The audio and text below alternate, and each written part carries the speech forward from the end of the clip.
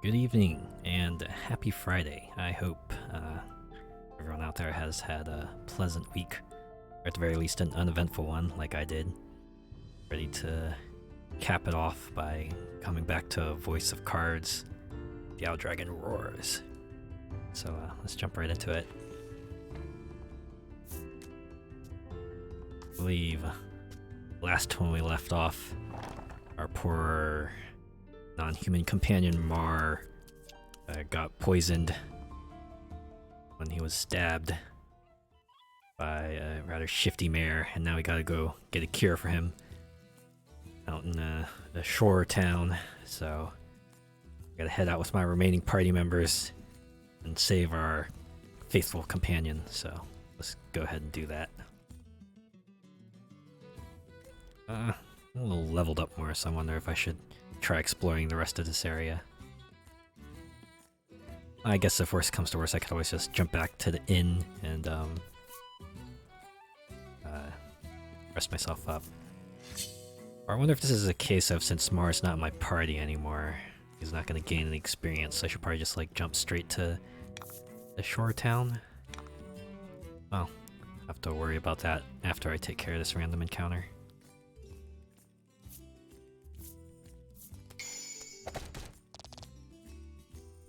Lucky. Your narrator is smarmy as ever.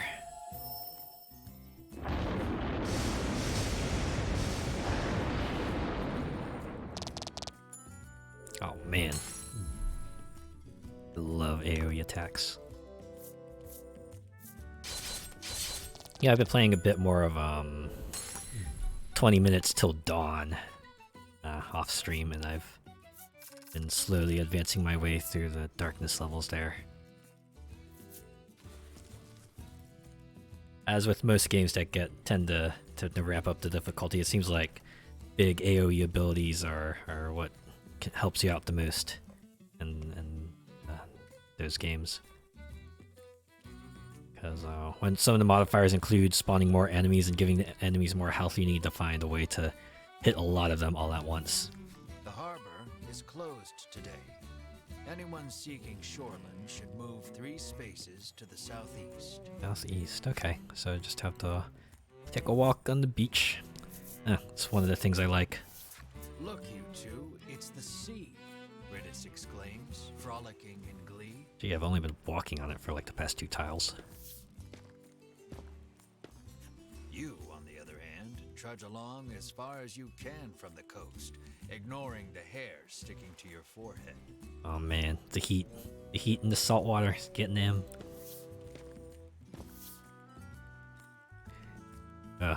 Goom. Feeling something at your feet, you glance down.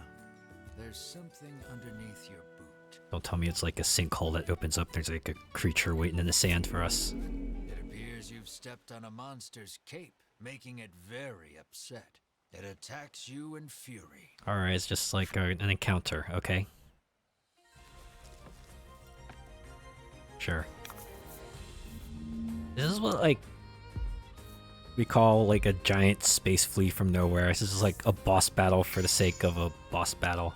It's like, oh hey, you haven't had a tough fight in a while, let's give you one. Even though, you know, we kicked the tar out of, that black cloth fella last time. But sure, let's fight these totally insignificant folks. Might as well throw a status element. 60% for poison. Get the proc. Ooh, and a critical shot. Nice work. Okay, let's see how bad this hurts. 9. Okay. So, provided damage stays consistent, she has another turns before she croaks. Guess for her, I wanna just launch fireballs. Focus fire. Take out one guy, you lower the enemy's damage by a lot. Okay, this is straight smack. Still 9 damage though. Let's see. You will heal Melanie. Oh, wow. Critical heal. So now we know heals can crit. I think that might have happened already. Ooh, and a defense boost. I think we got that last turn as well.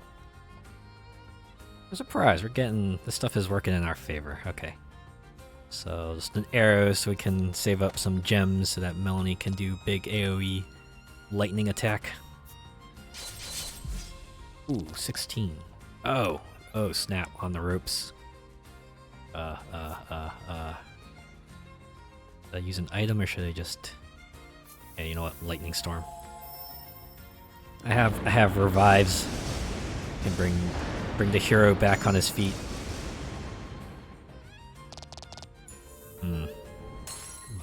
Probably shouldn't have used Poison Arrow first turn and just went straight to lightning. Well, I got 1 gem, so you hero man, heal yourself.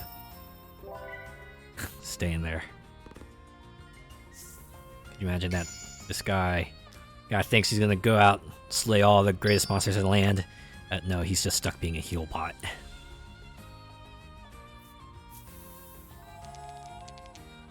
It's kind of like me playing Final Fantasy Crystal Chronicles. It's a pretty old game. If you don't know what that is, it's like a 4-player co-op game that first came out on the GameCube.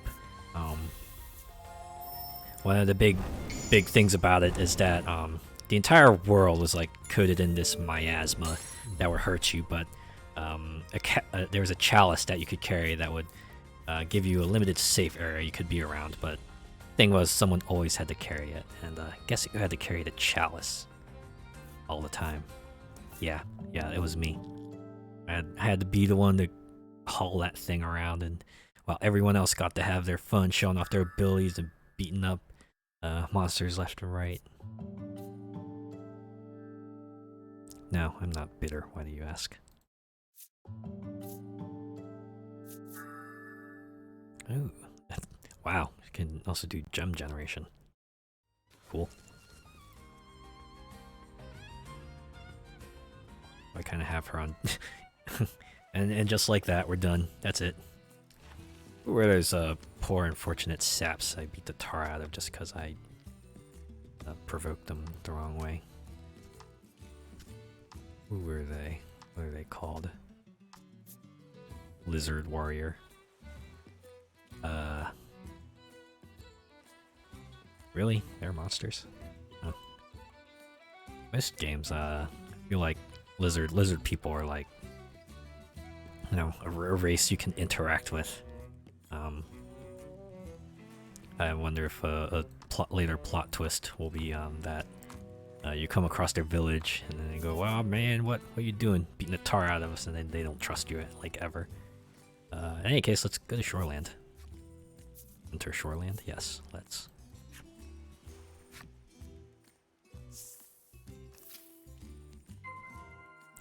Find a nutritionist residing in Shoreland. Right, they were a nutritionist. Let's see. Wow, not many people to talk with. At least this town's layout makes a bit of sense when you compare it to the overworld. You have the sea on the right, the left. You know, like how sea is on the left in the overworld. Yeah, it would make sense. You would enter in from the right. So give them that. See what they have to say at the inn. You set foot inside the inn only to be greeted with the great clanging of a bell. Congratulations, the innkeeper shouts above the joyous din. Oh boy, I'm getting supermarket flashbacks. It would appear you and your companions are this inn's 10,000th customers. That means you've won the lifetime of free stays pass. Convenient. But sure, why not? We'll take advantage of that pass. Assuming this isn't some sort of trap. Yes, it isn't. Right. Wait. Fulfilled the necessary requirements and unlocked Innkeeper's flipside story. Let me look at that real quick. What kind of devious secrets Innkeeper's hiding.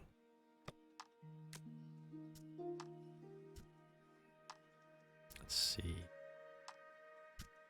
Ah, there they are.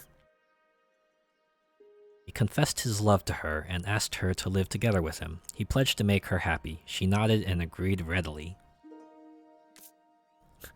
Another fully booked night at the inn. All men, all apparently on long stays, each one happy to get to live with her. Wow. I feel like that hits close to home for some people. Although, I imagine they're more creeped out than anything. The innkeepers, I mean.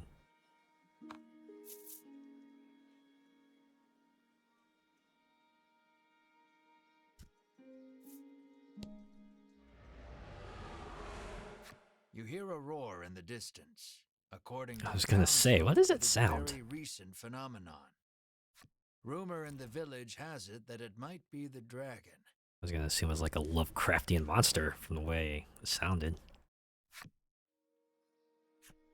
The man says the fishing industry is usually thriving in their seaside town, but recently nets have been coming up empty. I'm guessing they're so low in revenue they had to sell the clothes on their backs. He mentions that even the fishing harbor to the northwest has been suffering from poor hauls of late. That's why it's closed. Muscle Man's flip side story. Okay, you know what? Let's find out this guy's deal. There's like a retired Conan the Barbarian. What has he been up to? And I can buy him being buff if he's like pulling up bags of fish, or nets of fish. Traumatized by the bullying he received as a child, he vowed he'd never let anyone get the better of him again. His pain was the springboard for the body now before you. Elsewhere, another boy masked his own body issues by teasing another. Fearing retribution, he too bulked up. Thus the world gained two absolutely ripped men. If only they would, like, you know, bury the hatchet or something. Maybe this is their way of doing it, just avoid each other. I know that's totally justifiable reaction, a justifiable outcome too. Sometimes people don't want to confront their past. That's fine. Oh no. I can feel the dragon's presence. I must inform Lady Winifred, the knight mutters. You feel impatient, determined not to let the order beat you to it. I mean, imagine the way things are going. We're gonna get there first, and then they're gonna come up and steal all the credit, like they usually do. It's jerks. Hey, you look familiar. Tells you that there has been a rise in thefts lately. She speculates the recession to be the cause. Oh, say. She claims that even the cold medicine she always has on hand has disappeared. That's so. She narrows her eyes at the crowd, suspecting there is a thief among them, and offers a reward for the return of the medicine. I hope I can just offer to give her, like, new medicine. Your ears perk up at the word reward. Oh, right. And you immediately agree to help expose the dirty thief. Really? You think maybe he had a little character development in the previous chapter, but I guess sometimes the ne'er-do-well ways, sometimes they surface back up, I guess. I need that medicine back. She sighs heavily, a gloomy look on her face. I was kind of hoping something else would pop up here, but... Oh, wait, no, something did. I don't think I've seen this card before. You approach a woman sneaking around in a corner of town. This is going to be one of those moral dilemmas. This woman also needs the medicine. Oh boy, who do we give it to? Hearing your voice, she turns in surprise. You see a vial of cold medicine clutched in her hands. You explain that the person she stole it from needs it back. The woman begins to explain her own situation with downcast eyes. Won't understand, I can't afford my own medicine. My poor little boy is bedridden, she says tearfully. He needs medicine. That was close. But I don't have any money, so I took it. Alright. Theft is wrong. Hearing your tale, you are overcome. Hearing her tale, you are overcome by sympathy and decide to look the other way. Wait, can I take that back?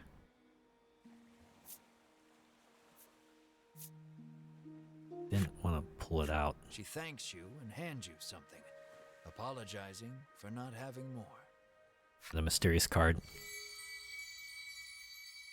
Mysterious card 6.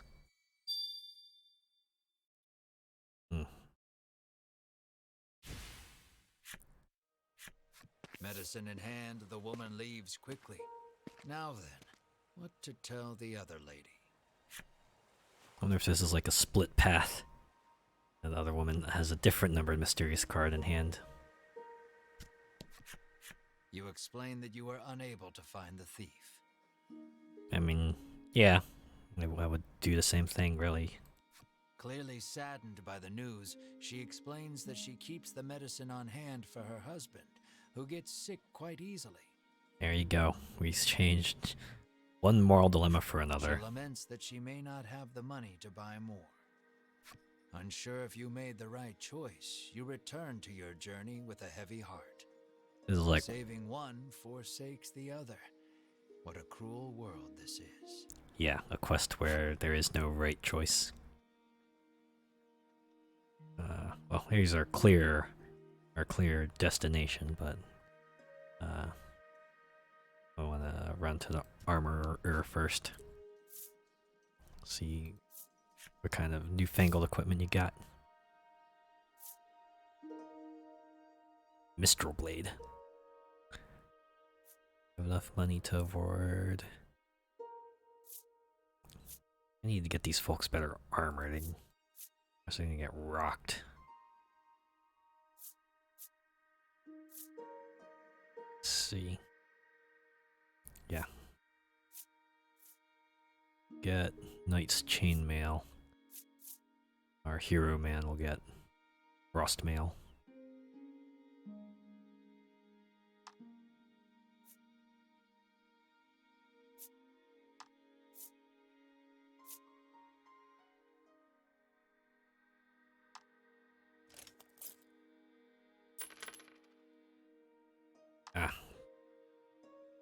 I'm 30 coins short of affording the other piece of armor. I wonder if I could sell something though.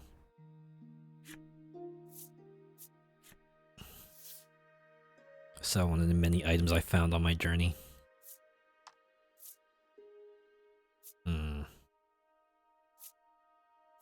Wow. I feel like I'm not gonna use Soothstone. Actually, I'm not gonna use an oil pot. Yeah. Deal. Go back. And we'll buy more armor for Ridis.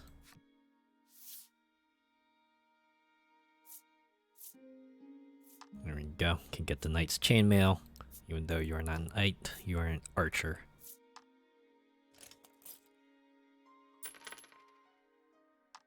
There we go. It's most of our money gone.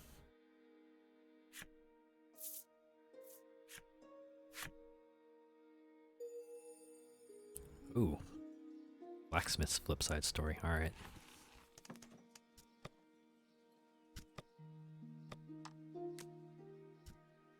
Got for us. Hello there. Striking out on your own, are you? Oh, I've been at this long enough to size people up at a glance. Don't worry. I'll make you exactly what you need. You saw him, right? Real scrawny looking. You'll have no problem taking his money, and I'll have no problem staying in business. It's a win-win. Wow. I was like one of those folks, probably not as nice as they seem on the surface. That's how it be sometimes. Alright, I'm gonna go to the game parlor. We'll beat this next set of rules, no matter what it takes. I think I did add events.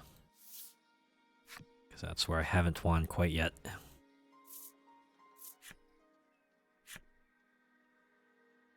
And win or lose, I'll just move on with the story.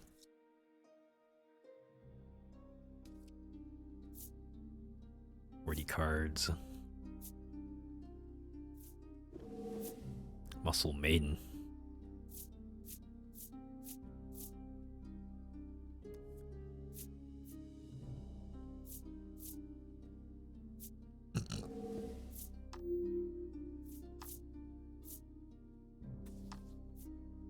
No.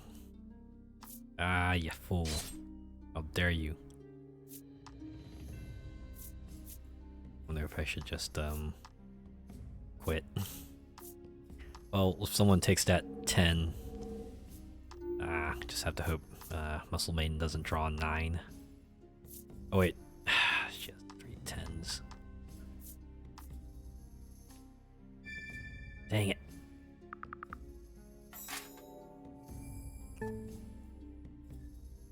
Of course, now she gets turn loss immunity. What? I got nothing to lose. Turn up to 5 destroyed cards, but there are no target cards.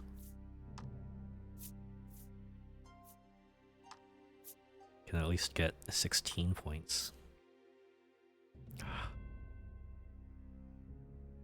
Let's trigger a skill effect, so just have to hope I can roll a 10.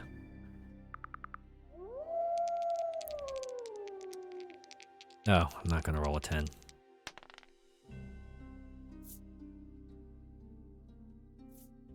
No target cards. Target. Alright, you're really gonna go through each person? Sure, alright. I was hoping they roll a d10 at least. I guess finding a d13 would be pretty hard. Game parlor receptionist not taking any chances. I just have to hope Muscle Maiden bombs out in the rest of their draws.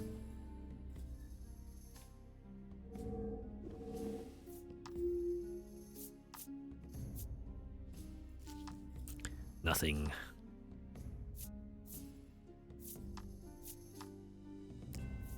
Oops. No cards. Sets. Alright, she gets like a 7, 8, 9. I'm gonna quit. Now, 2 5s. Oh, right. Well, there you go. Sitting nice with 30 points, so might as well hinder everyone else's next action. I see what you're doing there. Well played. Oh man, you're gonna. Oh, hey. Cool. You know what? Sure. Hopefully it's not lose a turn.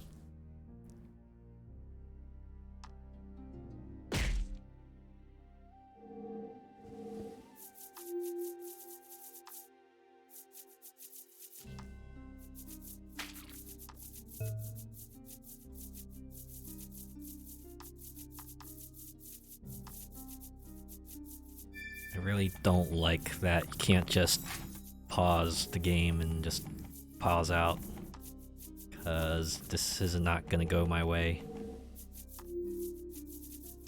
Seriously.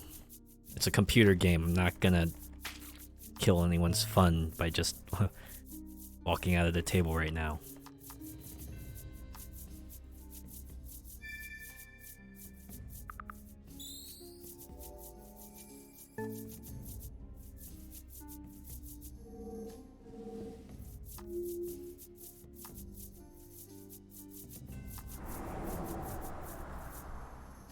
Oh wow, and just to throw it in there, gonna reverse turn order, so I gotta wait even longer to fucking get out of this.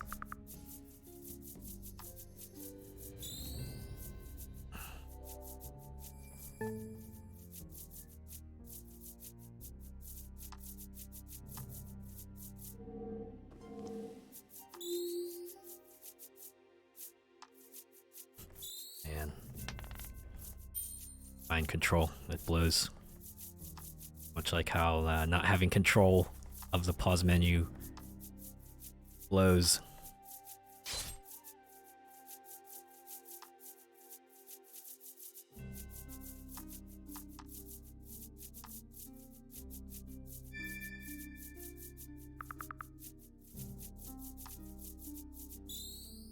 Okay, you know what? I'm just gonna close this game. Be right back.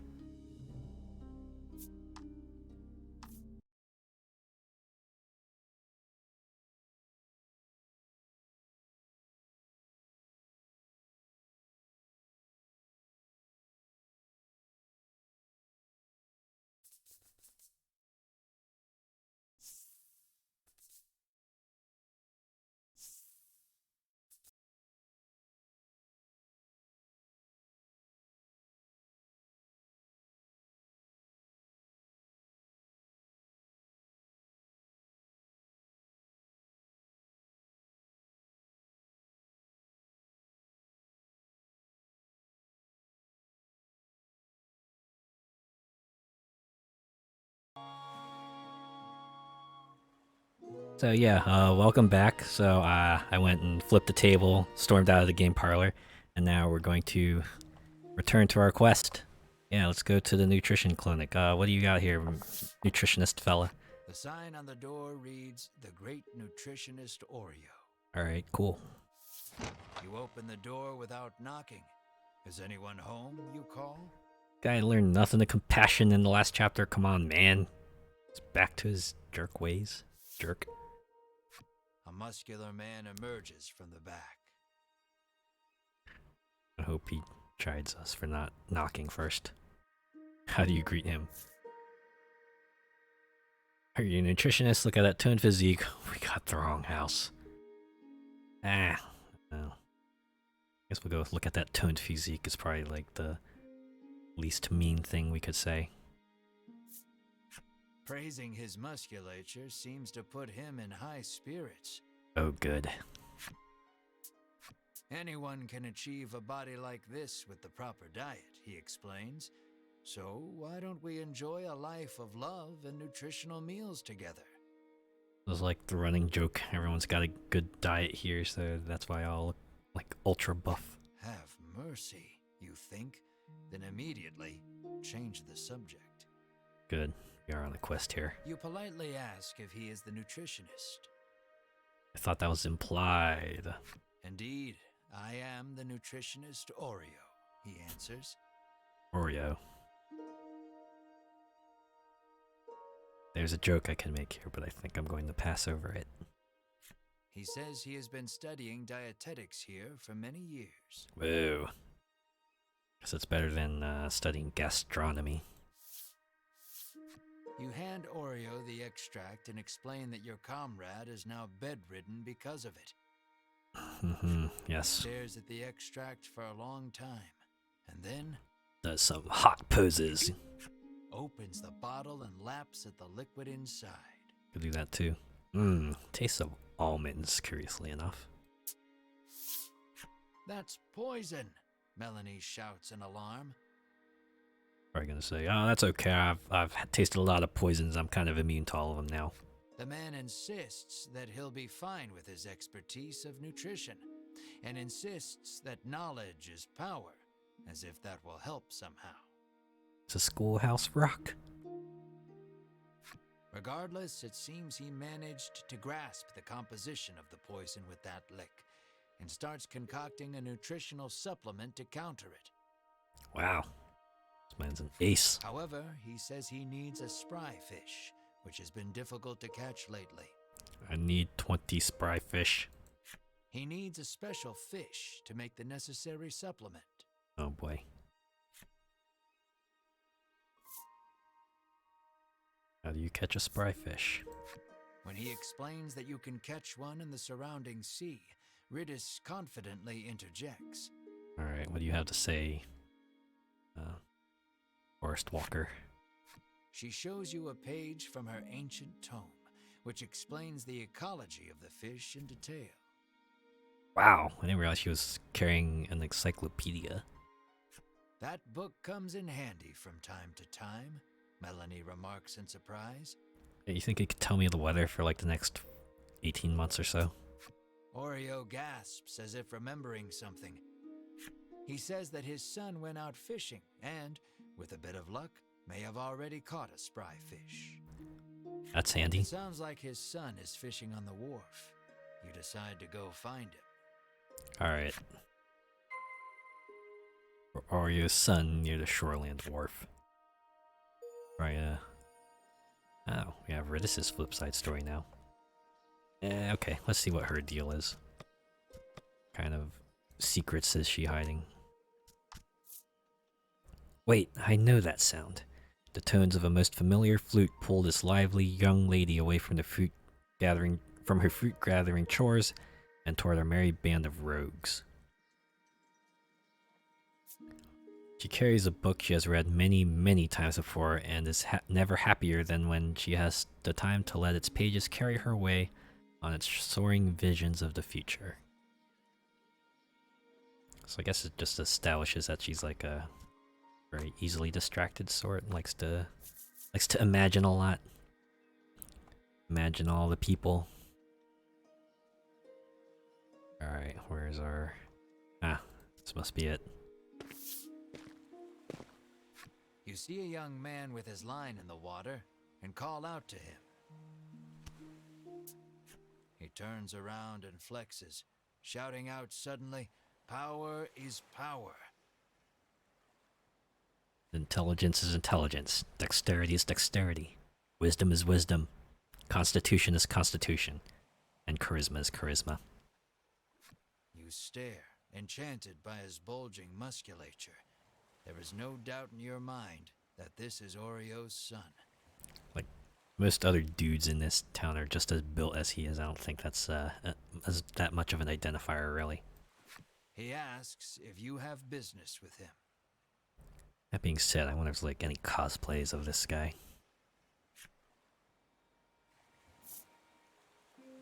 Look at that toned physique. Can I say that again? Sure, let's do it. Praising his musculature seems to have put him in high spirits. Yeah. Anyone can achieve a body like this with the proper exercise, he explains. So why don't we cast our needless garments aside and train together? Take off all that heavy weight. Have mercy, you think? Then immediately change the subject. Kinda disappointed it's like the exact same dialogue. Though you are pretty sure of the answer, you ask the young man if he is the nutritionist's son. I mean, never hurts to check. That I am, he answers. He introduces himself as Bruno and says he is learning to be a nutritionist like his father. And you by chance wouldn't have like a younger brother or like a son or a younger cousin named like Cameron or anything like that, would you? You introduce yourself, expressing to him that you are a hero on a journey and require a spry fish to save your ill comrade. You know, what's that in his finger? Is that like a tiny little pouch of like some sort of aromatic substance? Is that like a cherry scented bag, perhaps? A little freshener, perhaps a little cologne, a little scented liquid to make sure that he always smells nice even when he's doing strenuous activity. His eyes begin to sparkle the moment you utter the word hero, and he becomes engrossed in your tale. Oh boy. I mean, he's definitely got what it takes to be a hero. And attributes, so far at least. More or less grasping the situation, he regrets to inform you that he has not caught any spry fish yet. Well, that's a shame. He says that a monster has settled near their town, and its thundering roars have scared most of the fish away. Oh, I know what we're gonna do. You know Oreo needs a spry fish to make that supplement. What should we do? Mar. Guess that should be what should we do? Hearing the despair in your voice, Bruno speaks, his words like an ember in the dark. Casting a light through the shadows.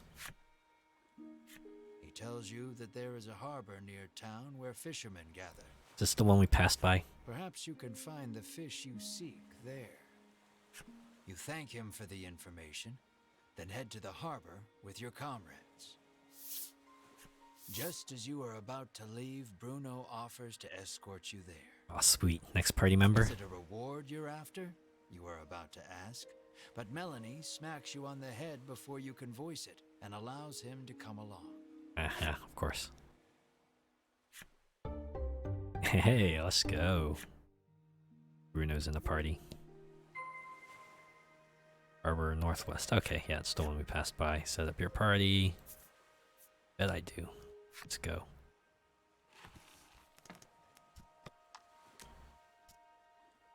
So yeah, we'll swap Hero Man out with Muscle Man here.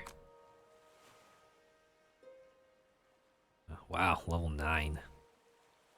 Got a bit of catching up to do. I should probably check his equipment too, just in case. Yeah, this guy has no armor, no accessories, alright. Apparently, despite holding a bladed weapon, he fights with his fists. That, or he always uses that same blade, but his gloves give him more strength. I don't know. Alright, well. In that case, you are going to lose all your stuff.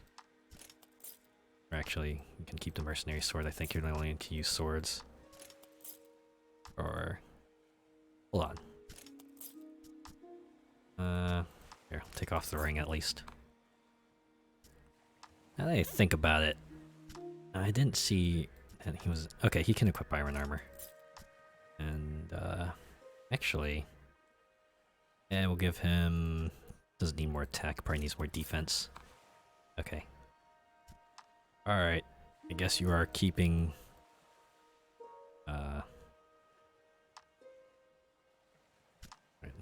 Swear, I'll get this. Keep the poison ring for now.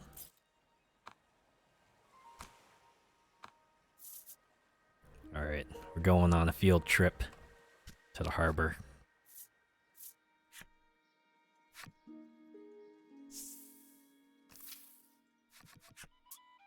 Bruno looks ecstatic that he was allowed to join your party. Man, just about that. Think about that. Just one day, or like just a humble little fisherman in a humble little town. Suddenly, the hero comes up, and then you're like, "Oh man, I'm gonna drop everything, go with him." And that's what the British was also like. Hey, I help with the farce, but screw that. I'm gonna go on a grand quest. You ask him why? He tells you that his dream is to be an adventurer, and has thus been training every day. I mean, look, having a melee DPS will help, but his right? father, famed in the world of nutrition, forced him into following in his footsteps. Okay, this is starting to sound familiar. The good old conundrum of the kid who wants to do something, but because of his family lineage was forced to do something else, and now he's like, nah, I want to do my thing. One desires strength, the other knowledge. Unable to see eye to eye, the two fight nearly every day. What is that one show with the bikers, with those family of dudes who always seem to be fighting each other? This reminds me of this. What will you ask Bruno? How are you with a sword? You got something against armor? It's a good thing we're in an anime RPG. Let's go with how are you with the sword? Ask Bruno about his sword arm, saying you are something of a swordsman yourself. I think about it. His equipment screen says he equips gloves, but it was like the only thing he's got are like either there's fingerless gloves or there's wristbands. I'm not quite sure which. Bruno replies that he specializes in hand-to-hand combat, then flexes his bulging biceps as proof. I'm guessing this is like a carving knife then. That's got to be what that is. Apparently, he only carries around a sword to look like an adventurer. Or it's that. Okay. Oh, hey, can I ask him the other... I guess I have to ask him the other question. Alright, fine. You got something against armor? Curious about his attire, you ask why he does not wear armor. You could ask that question of just about everyone else on this side as well. He confessed that he once wished for armor, but deemed it unnecessary after gaining so much muscle. I mean, look, muscle is not a substitute for armor, dude. You imagine, an arrow or sword or fire spell gets past. In that moment, you realize something. While his passion for being an adventurer is true, he is dumber than a sack of rocks. The words "birds of a feather flock together" run through your mind, but you quickly chase them away, afraid of what that means for you. Well played. To Barren Harbor. Yeah, I guess I will. Since it's on my quest list anyway. Scour the harbor for a spry fish. Will do. Not much to do here. Let's see what's on the ship. As you near the boat, one of the crew shouts that you're in the way. You decide it may be best to keep your distance from the vessel. Very well. Guess it must be plot important later. Alright, well. I should probably not check that golden glowing card till last. Save that one for last. Having decided not to return home empty-handed. He hopes his wife and child back in Shoreland are well. Oh boy. Guess he's... Is he related to that lady I keep the cold medicine? No flip side.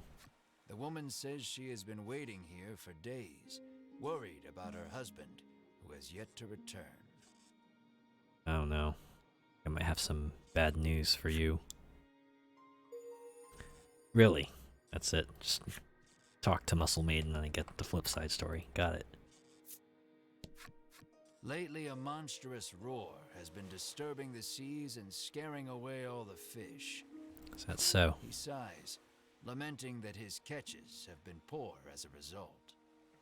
All signs seem to be pointing to us fighting this monster. But first, let's look at Muscle Maiden's story. What sort of secrets is she hiding? I want to be cute and stylish, sure, but I really want to live happily ever after. Visions of a ring with a big old diamond on it dance in my dreams. But nobody gave me that ring, so you know what I did? Well, just look at these muscles. Aren't they cute? And they shine brighter than any diamond. Hey, you know what? Good for this Muscle Maiden. Found something that makes her happy. That's what matters.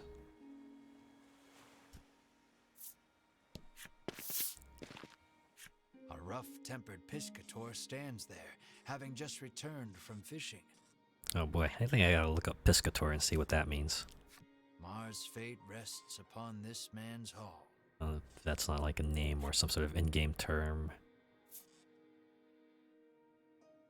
He bites. Terrible, he says, showing you the few fish he's caught. Inside, you see... No spry fish. Oh, there's a spry fish. A spry fish, Bruno shouts. You ask him if you can have the spry fish, but he says he won't give it up for free. Okay, let me guess I have to go defeat like 10 mud crabs or something. How much? When you ask how much it will cost, he gives the absurd price of 1 million gold pieces. You motherfucker. You're heartless, Ridus pouts. Maybe if we explained what we need the spry fish for. The man is enraged by the rude response. Just then, Bruno prances forth and shouts, "Stop right there!" We're gonna have a muscle off. Your fisherman muscles are simply sublime, he exclaims. Ah, little flattery. I see where this is going. He challenges the man to a competition of muscles with the spry fish as the prize. Okay, it's a friendly battle. Piscator Got it. seems interested and agrees on one condition. If you lose, you must become my servant. This one's all yours, Melanie says, patting you on the shoulder. Hold on, Bruno was the one to challenge Then him. let the carnival of might and muscles begin, Bruno roars, completely fired up. This is gonna be like Hero Man and Bruno Your puny body is no match teaming for up. mine, the Piscator shouts back, throwing a punch. Here we go. Boss time. Yeah, and it's a duel. Oh boy, he's got way more HP than I do. Not as much attack, though. A little acceleration we have here. Oh, okay. So he can buff. He can buff lower bull rush. I feel like I need to bolster my defense because he's gonna. Let's see, 3. Yeah, if I put this up, then I'll be able to. Or maybe I should just like spend my. I guess I'm using it.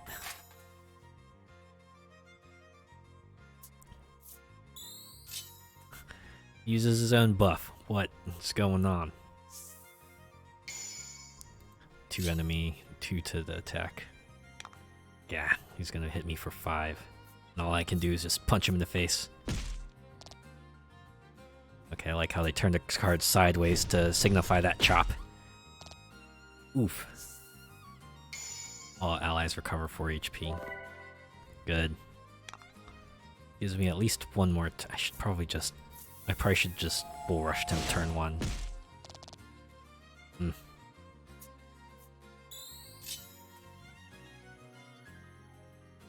The defense sticker, yep, it goes away. Which means... Goes by Paper Mario rules, he's gonna do 9 to me. That's provided he doesn't add any fancy extra effects on it. A defense boost. Okay. Sure, we'll just let the natural... Oh, fortunate I got the events that give me HP back. A battle of beefiness. You don't say. Should have waited the bull rush. And again, I guess if I did a regular chop, I wouldn't have been able to punch through all that defense. You're doing great. It's on the ropes. Haymaker.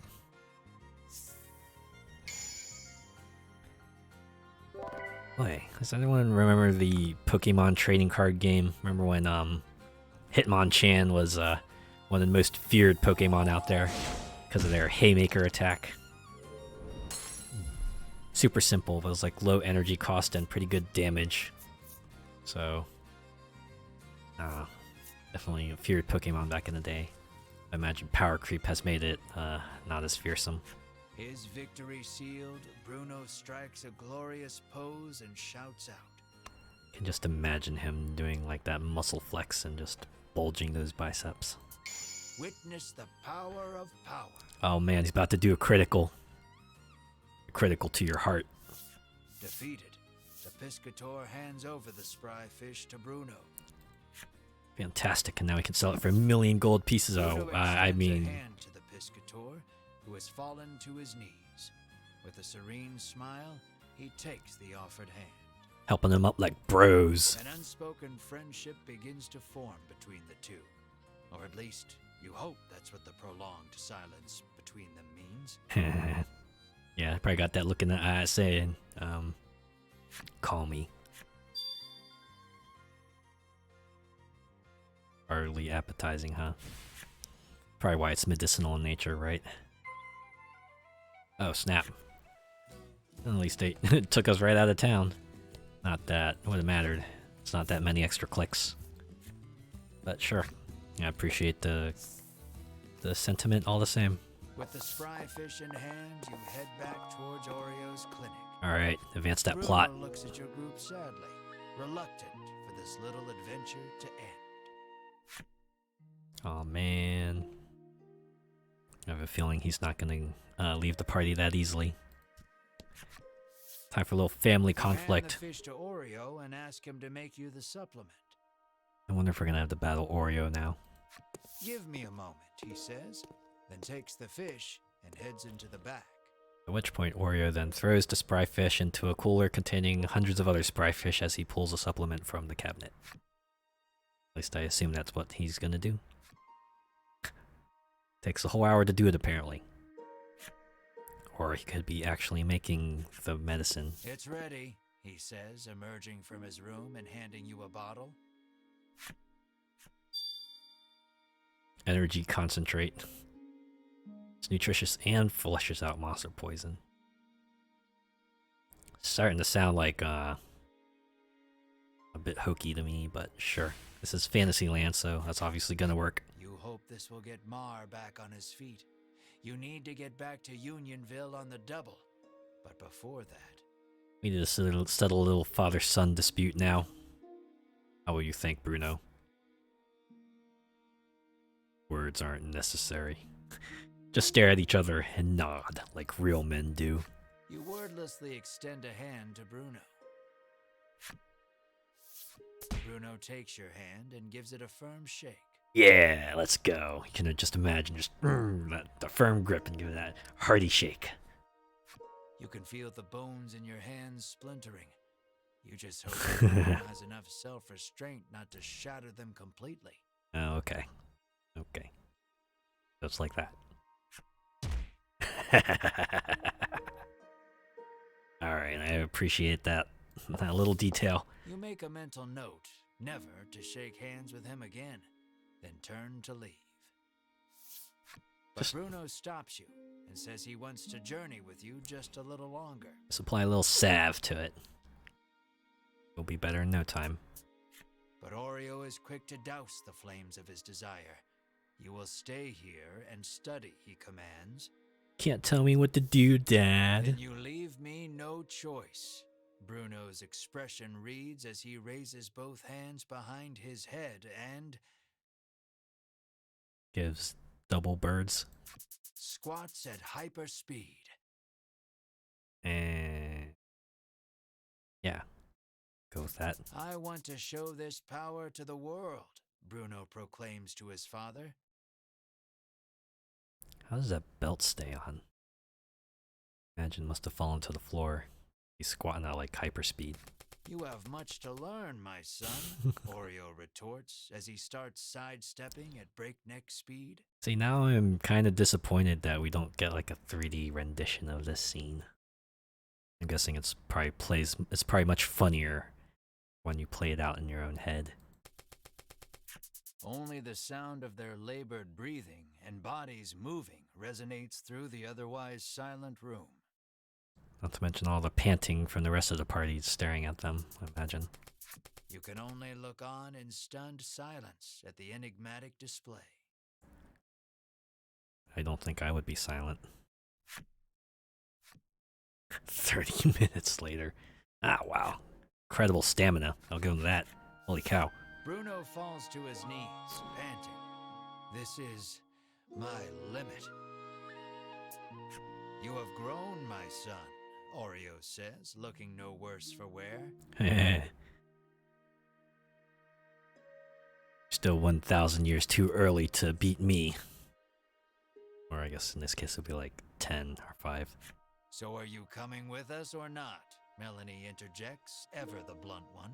Alright, enough comedy. We gotta get back to our super serious story, you guys. Only our muscles know the answer, comes Bruno's cryptic reply. I hope the next card just goes, what the hell does that even mean? I don't get it, Ridis remarks frankly. Yeah, that's also an acceptable reply. On the condition that he study nutrition upon his return, Bruno is allowed to go with you for just a little while longer.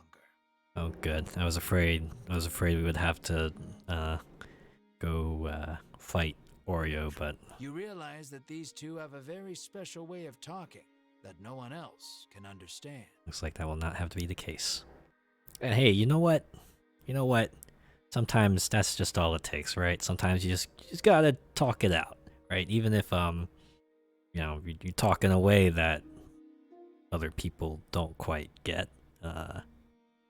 Open communication, it helps. Alright, back to Unionville to give Mar the energy concentrate. Bruno is in our party for good. Hearing yet another roar in the distance, you realize you need to get the supplement to Mar so you can investigate the sound together. Of course I'm gonna leave the area. No, I'm gonna stay here, let Mar just wither away. I assumed we were gonna have to fight the monster as part of our quest to get the antidote, but I guess it's not the case. Let's get in there. Save our bestial companion. Set the inn right. Going to meet Mar. Not here to stay tonight. Innkeeper. What do you have to say, though? Nothing new. Alright. What about you? There we go. Found the antidote? Lappy asks quietly to avoid waking Mar. You nod, then turn to Mar. You help Mar sit up. Drink this, Mar, you say to him gently. It tastes of antidote. He weakly opens his mouth, and you slowly pour the energy concentrate inside.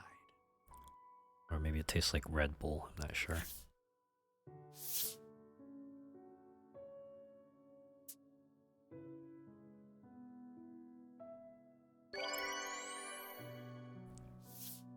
Mar abruptly bolts up and turns his head toward you with a puzzled look. Wow, some incredible stuff. I guess that's why Oreo's the nutritionist, huh? It looks like Mar is all better now. But hey, at least it works like a video game item. Mar's back in fighting form right now. Bear hug. You give Mar a tight hug. Let's go. Mar mews softly in discomfort. Oh no, don't be like that. With joy, you sob and stroke Mar's head. Oh. Melanie and Ridis watch you two with a smile. What does Bruno do? Does he just like stand there and flex? Bruno is deeply moved to see nutrition bringing a smile to others. Yeah, okay, that works too. Is he smiling as well? He better be smiling. Yes. Now we are 5 members strong. With this, you can finally put the happenings of that strange village behind you. You decide to take Bruno back to Shoreland, then continue your search for the dragon. Really? See Bruno to his home in Shoreland. Alright, well, if he's gonna be like a temporary party member, I guess I might as well take all his stuff. The feeling...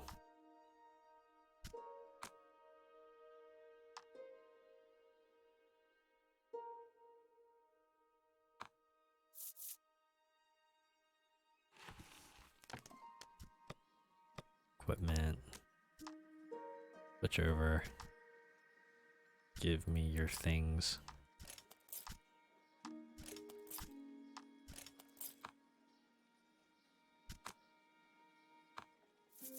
I just remember in old RPGs that would give you temporary party members if you didn't remember, you know, to take all their equipment off of them, they would just like take it with them when they left. And that would be it. You'd be down like probably some good armor, some good accessories, maybe. Well, usually have different weapons, so you wouldn't necessarily be down to that, but you know, sometimes you'd be down some good stuff if you weren't careful.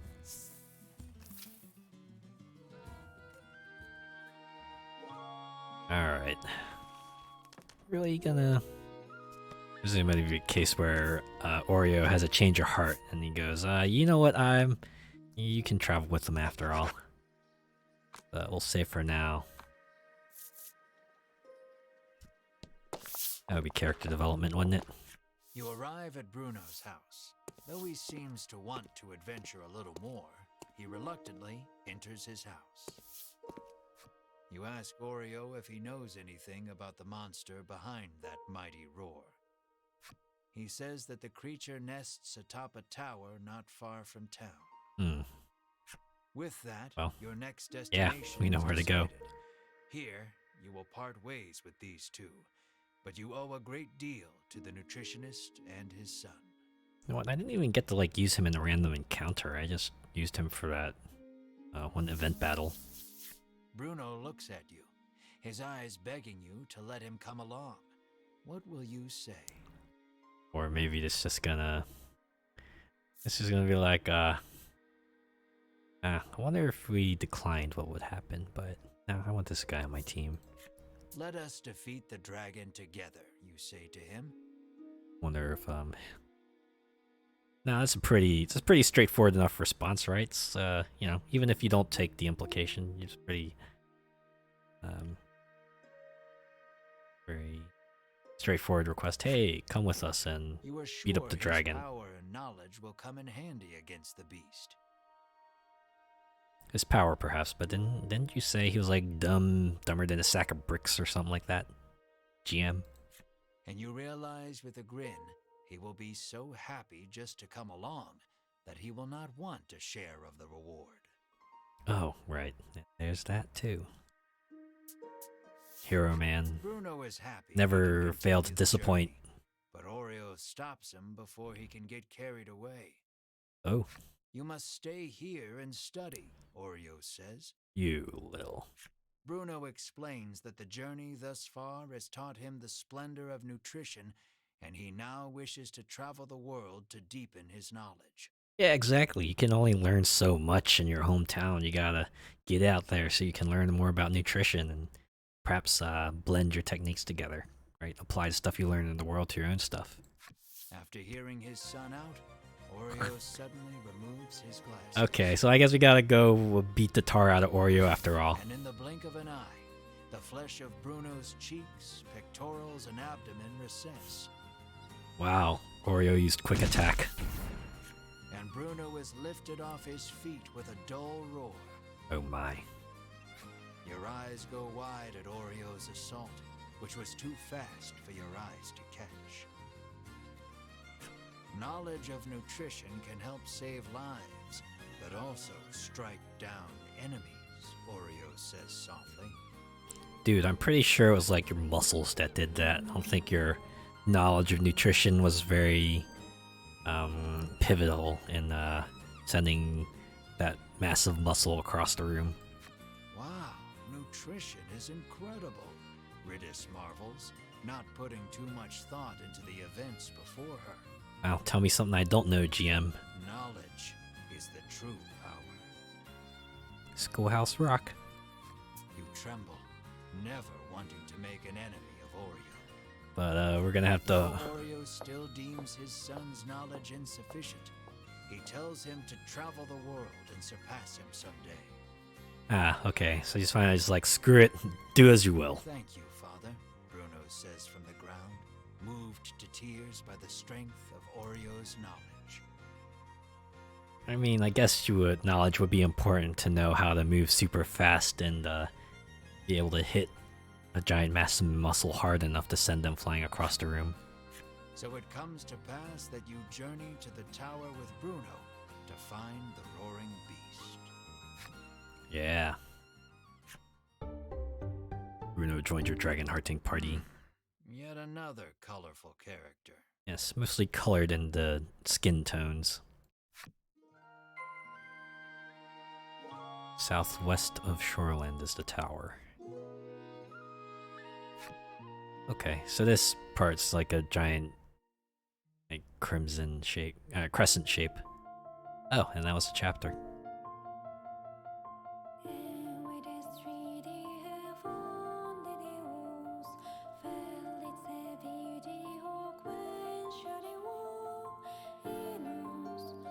Sun resist. Power is power.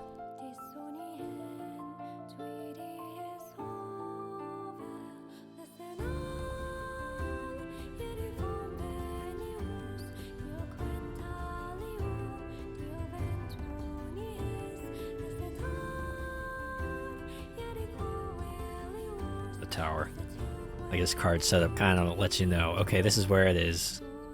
That's where you go next. What should they find there at? I wonder what that silhouette could be. Oh, gee, okay. Oh, yes, what could we find there, game? I don't know. Could it possibly be a Gru? Maybe a Beholder? A Chimera? Maybe an owlbear, a dire wolf, killer rabbit, the ultimate infernal spawn of evil, which happens to be a squirrel. Okay, hey, Oreo's flip side story. Sure, I'm going to take a wild guess and assume that his entire story is going to be about how his father was a big hard ass as well. Oreo develops various supplements at his nutrition clinic in Shoreland, a few of which he even gave to the royal family in lieu of tax once, or so he claims. He'll tell you men keep nutritional secrets to avoid disclosing his formula, but he'll note it's nothing like the Ivory Order's medicine. Rumor is, though, that boogers are involved. Okay. You know what? After that last chapter was a bit of an emotional roller coaster, probably appropriate that we get one that's a bit more light-hearted, involving over-the-top muscle action. Okay, you're getting all your stuff back, Bruno. Sorry I took it off of you earlier, but I didn't know if you were going to be a permanent mainstay. I feel like most modern RPGs just are usually a bit kinder about temporary party members. Like if they leave you, then they'll automatically give your equipment back to them.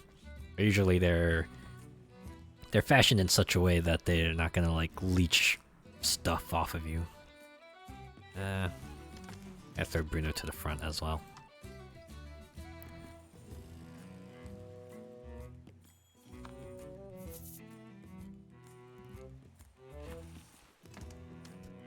Still trying to get used to this. Okay.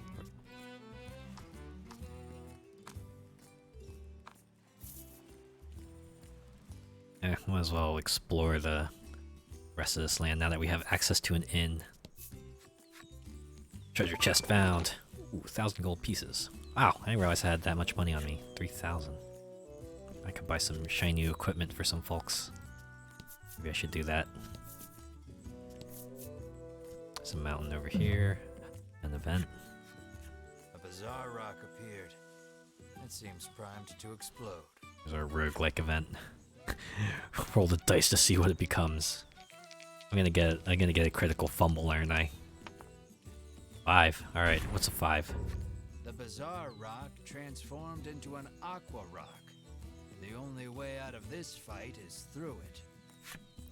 Sure. I mean, we are going to soundly beat the tar out of it, but sure.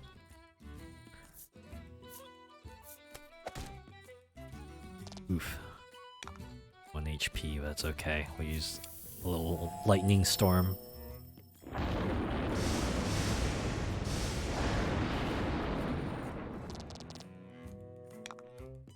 Oh, what? This is one of my like little minor pet peeves. I've always hated it games that refer to like electrical attacks as like thunder whatever, because thunder happens to be the sound that comes after a lightning strike. It's not the lightning strike itself. Obviously the bolt of electricity you see is lightning, so I always appreciate it when, you know, games refer to their electrical attacks as like lightning whatever and not thunder whatever. To be honest, the only game I've seen like directly address that was an old 3DS game long ago called Kid Icarus Uprising. They made a whole running joke out of it too. Like, was it one of the ladies who uses lightning powers always go, yeah, how you like this thunder? And then Pit would just scream, that's not thunder, that's lightning. Or something like that. Amused me greatly. I blame Final Fantasy for this. If Final Fantasy would have just called their electrical attack lightning, then we wouldn't have had this problem. I also blame Pokemon. Right. You know, if they didn't have like Thunder Shock, they just like used like Lightning Shock and called their other attack just lightning. I don't get it. It's like, just, does thunder sound cooler? Is that why people use thunder all the time? I mean, I think lightning sounds kind of cool too, right? You did great. I mean, when it, just imagine what it calls to mind, and you know, that's already cool enough on its own. At least.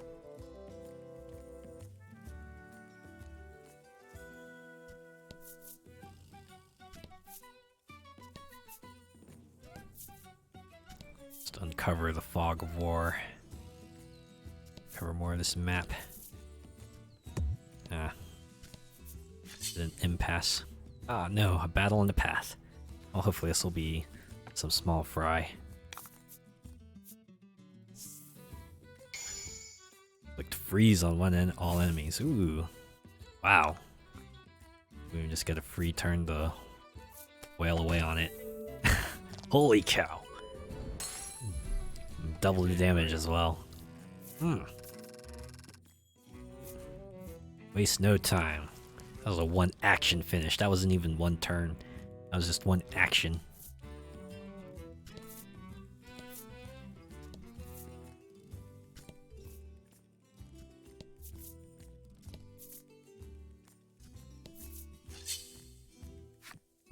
enemy. Time to fight some more trash mobs. Let's see, probably resistant to physical. We're just gonna have to burn it up. Alright, Melanie, light it up, up. Light it up, up. Light it up, up. Oh, it's on fire.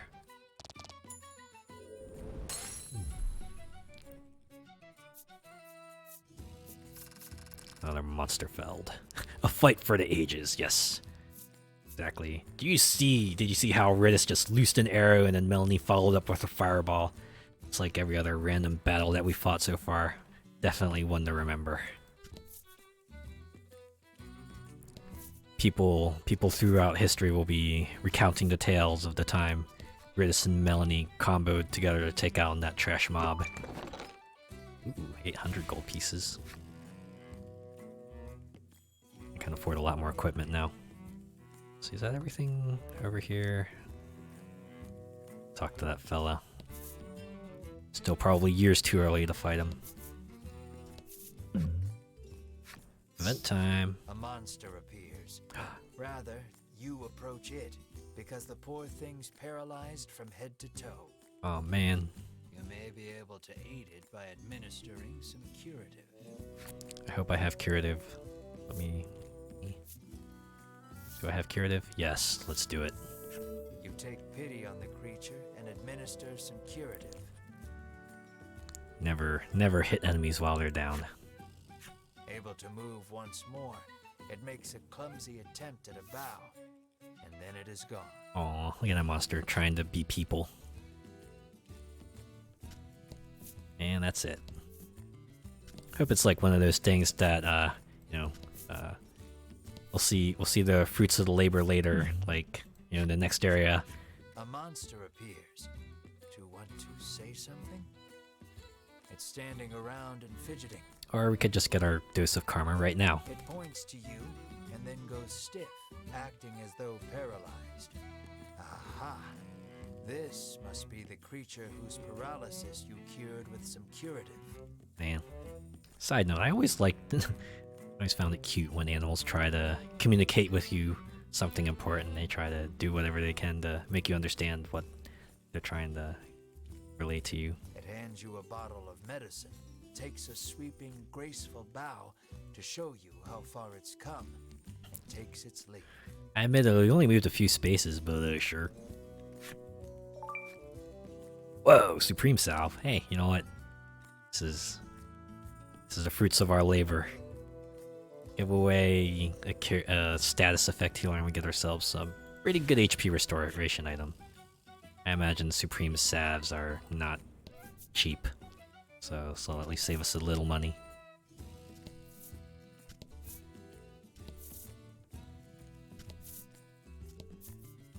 So end up covering a little more of the map. Watch out, your friends cry as something comes hurtling straight at your face. Please tell me it's a weapon. But you keep your cool. Your friends gasp as you catch whatever it is before it clobbers you. Yeah, lightning fast reflexes, baby. Air splitter. Ooh, Ridis is gonna love this one. Alright, we're gonna give this to you right away. No second thoughts. Take that extra attack.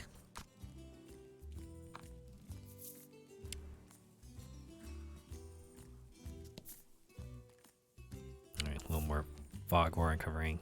Given the way this map is laid out, since they say the tower's in the southwest, I should probably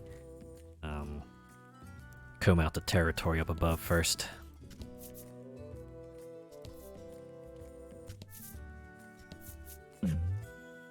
Another random event. Uh-oh. Alright, what element bizarre rock are we gonna fight this time? Flame rock? The bizarre rock Fear rock. transformed into a fear rock.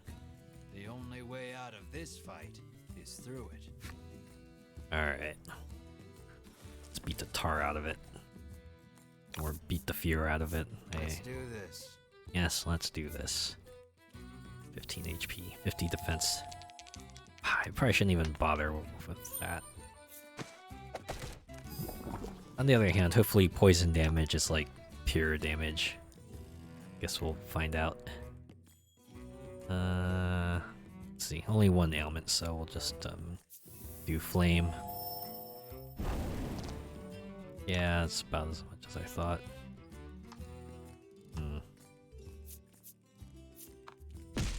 Probably stick with like multi-head attacks. Oh boy.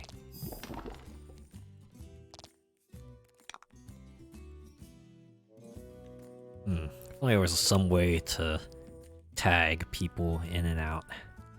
Might have to end up using an item to keep Bruno in the fight. Yeah, I'll do quick shot because that's a multi-hit, right? Yeah, that's what I'm talking about. Let's see, Melanie, I need you to administer yeah, quality salve. There. Now he won't croak. Maybe we should have had him use it. Since he can only do one hit. Uh-oh. Ah, good. Salve cushioned the blow. Look at that. Yeah, we'll take my money and go. I think to return back to town.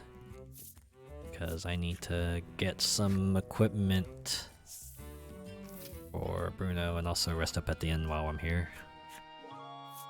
Yes, here to stay tonight. Let me into bed.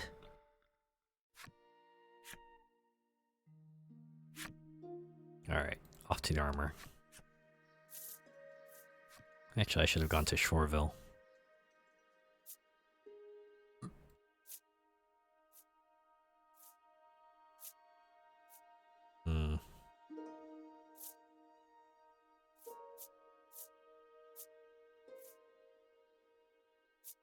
Wow. Knight's armor lowers your speed. Guess that makes sense. So I think there's like better armor in Shoreville, right?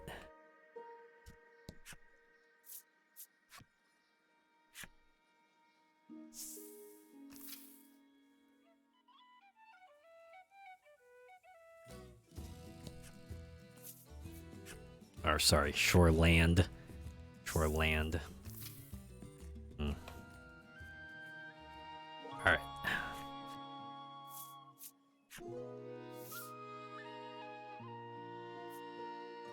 Oh, gloves too, but I think he's already got those gloves. Yeah, current gear. Frost mail.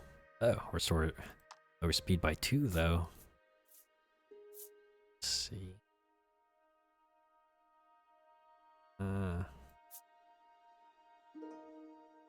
Oh man. What did I buy before? I could have sworn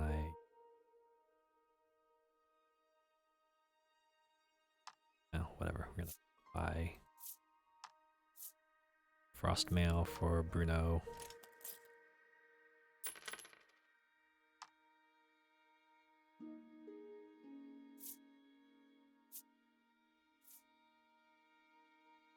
Yeah, I'll just move the Knight's Chainmail to Riddis.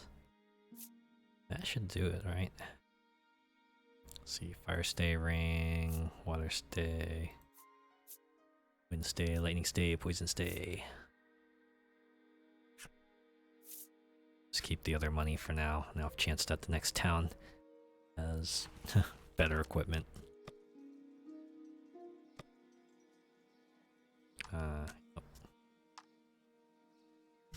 Let's see. Ah, that's the frost mail on. Yeah, because I said buy and equip, right?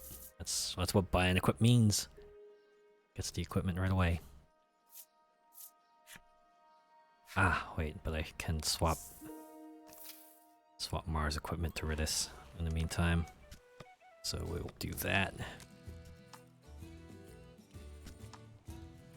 Alright, you're taking off the Knight's Chainmail. Do steel breastplate.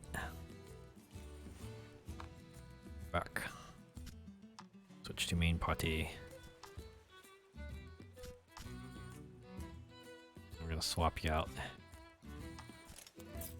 One less speed, but you got a ton of speed already, so not gonna make much difference. Now we go back to exploring the unexplored countryside.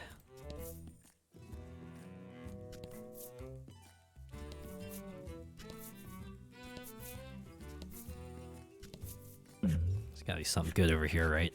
You journey onward, only to see a suspicious-looking elder appear before you, a bottle of medicine dangling from his waist.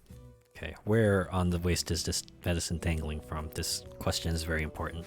He proclaims himself a man of medicine who has discovered a revolutionary new curative. He would have one of your party drink it as a test. There's no harm in trying it, he boldly claims. Well, I happen to know of a nutritionist in Shoreland who would love to test it out for you. But I'm guessing I'm not gonna have that choice, am I? Mar? Although he was poisoned recently, so that seems kind of mean, but... Mar leaps out and takes up the bottle, greedily gulping down the concoction. Yeah, you know what? Go with that. We didn't have a choice. Mar made the choice for us. Within moments, a mighty rumble issues forth from Mar's gut. Oh, please tell me he's learned a fire-breathing ability. Or is he just gonna vomit? The monster's bowels now completely evacuated, Mar looks rather exhausted. Oh, it was a laxative. Oh dear. Aha! I've created a digestive aid. The doctor of sorts shouts with glee. Suddenly Melanie and Ritis are very glad that they not take that medicine. You turn to give this charlatan a piece of your mind, but he's clearly seen this coming, for he is nowhere to be found. Yeah, that seems about right. Luckily he's not in the main party, so we can just have him rested off in the next town. Ah, Ring of Protection. That might come in handy.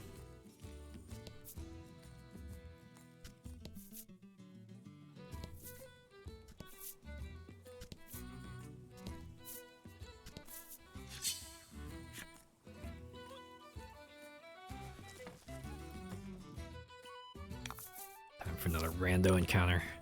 Oh boy. Who would be the priority target? Feel like Ritis should concentrate on the Aqua Rock because she does multi-hits. Ah, wow, only one did any damage, okay. Since, this monster here... Are you kidding me? Oh, at least I do... Bupkis for damage now. At least Aqua Rock does. Oh, so does the, was the other one. Screw it. Quick shot again. Alright, if she keeps doing one, I might as well just do regular attack per turn. Who in the world decided it would be a good idea to make spells miss? Seems so incredibly counterintuitive. Look, I just want to defeat you, tree.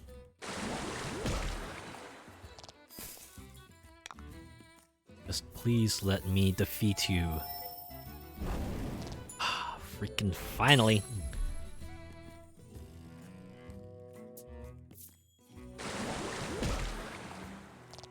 Wow. Water resistant. Guess makes sense being a shoreland native. Alright. This is still frozen, sadly. I forgot, does this do multi-hit damage?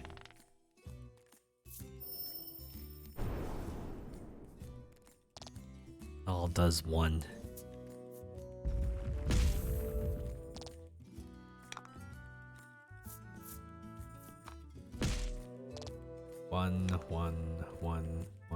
One.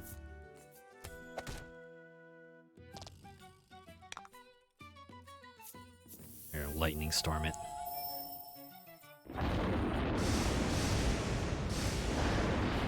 Should have just done this from the start. Would have gotten that pesky Aqua Rock out of the way. I'll do that next time. If Aqua Rock comes by, just thunderstorm it.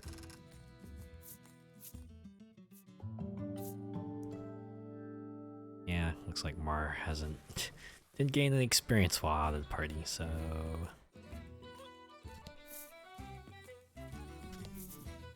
Don't tell me this part splits off into 2 paths divided by this mountain range.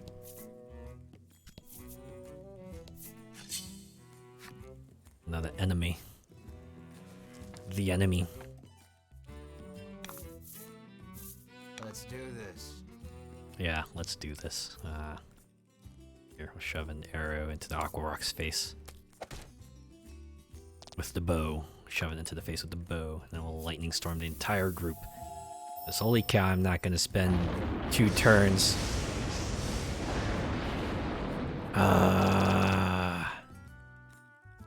It's like this game knows what I want to do and then goes out of its way to make sure that I'm gonna have to spend a few turns trying to get it done. Cursed thing.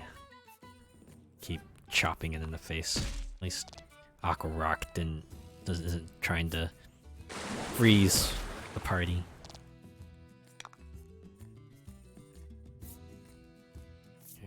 Shooting there, I think. Pretty good shape to defeat the Aqua Rock. And if not, it should only take 1 more chop, right? Well, looks like we didn't need it. Finally. And we can focus our gems on other attacks. And ooh, okay, Ridis is on the ropes. Are you serious?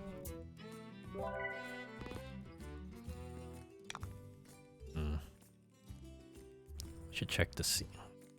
See, Mar has a healing skill. The hero has. Oh wait, no. Don't want to cancel. I should give Ridis a quality salve. Also need to buy more salves. Also guessing I'm probably gonna need to keep Hero Man out in the front lines. 3 gems. There's still 2 enemies in there, so we'll just AoE attack them.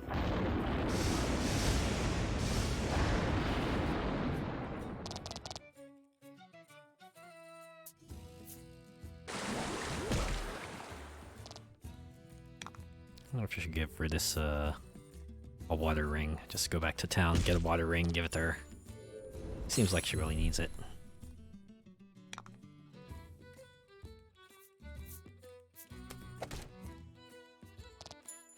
There it is. Playing battle is finally at an end. Got was 170 gold coins and 218 experience. Oh, and treasure. Alright, give it to me. Yeah, sure. Why don't you show me the other cards? I'm assuming get them gets predetermined and this whole thing is just smoke and mirrors. Necessary requirements to unlock the Treant's enemy story. Let's see what it's got to say.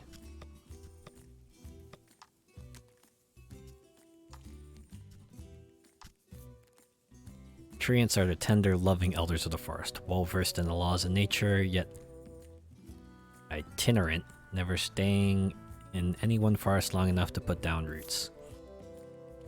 When treants cross paths on their travels, they each break off a branch to graft on one another. Thus, the memories in the rings of each branch are passed down. Thus are the memories in the rings of each branch passed down and preserved. Oh, that's actually kind of sweet. Though eventually, I imagine, if treants live long enough, we'll eventually get to a point where every treant is homogeneous. Or I should say the treant population is homogeneous.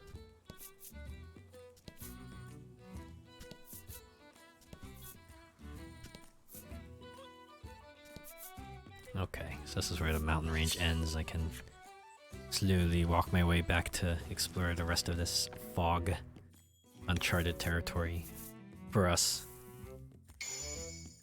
Ah, fantastic. 3 gems. I get you just what I needed, just what I needed.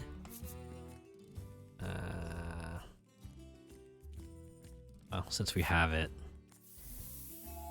give Ridis a gigantic attack boost. Melanie will lightning storm everything.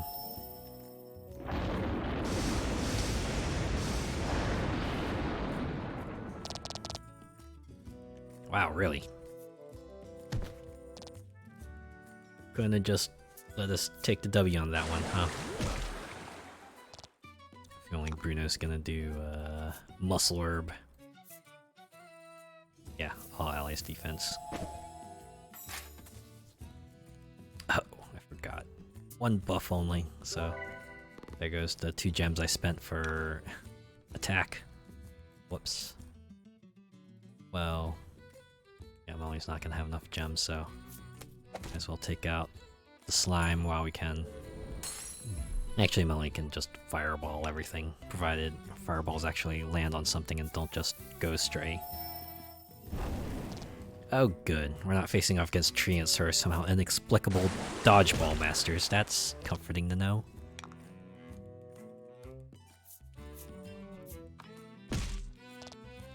It's again Death's Door.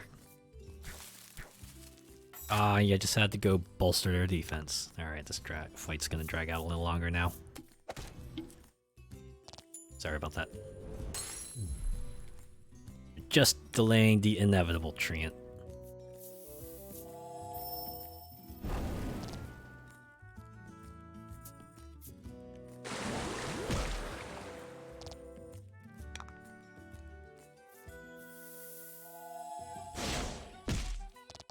Wow. Yeah, not gonna dent it much, so 2 damage. And fireball. Hopefully it doesn't play dodge fireball. Good. You did great.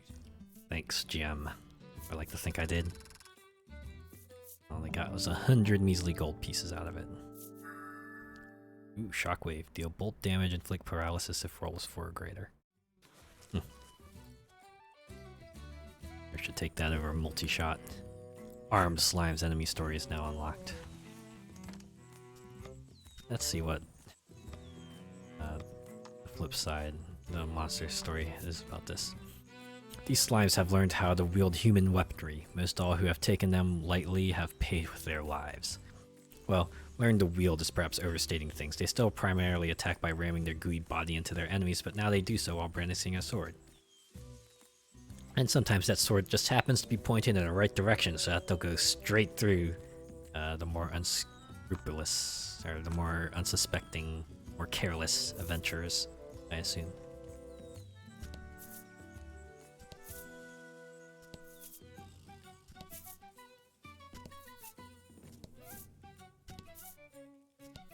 Well, I hope there's like a chest within this uncovered territory somewhere. I guess if nothing else, I'll get experience out of it. Oh boy, it's a full enemy party. Wonder if I should just swap out Radiant Aimfire with something else. So now we have like a party-wide buffer. I think I will do... Ah, right, I had to remember I don't have the happenstance anymore, so gotta be careful. Ooh, that was painful. Now we will lightning storm the entire party, and that was probably knock at least half of them flat. Well, not quite. Still gotta karate chop the goblin, but they're gonna have to get to go before everyone else, though. Oh boy. Well, it's not looking too hot. Chop, chop, chop. Imagine it's like a massage chop. Wow. For once, a miss works in my favor. Just hit you with regular attacks. Actually wasn't too bad. Hopefully his fireball will find its mark. Good. Doubly found its mark. Shame the crit was absolutely unnecessary, but guess it's fine in any case. Yeah, Bruno levels up. Invincible. Immunity to attack and defense down. Yeah, okay, cool. It actually checks out. Umbral Goblins enemy story. Well, I'm getting a lot of enemy stories. Alright.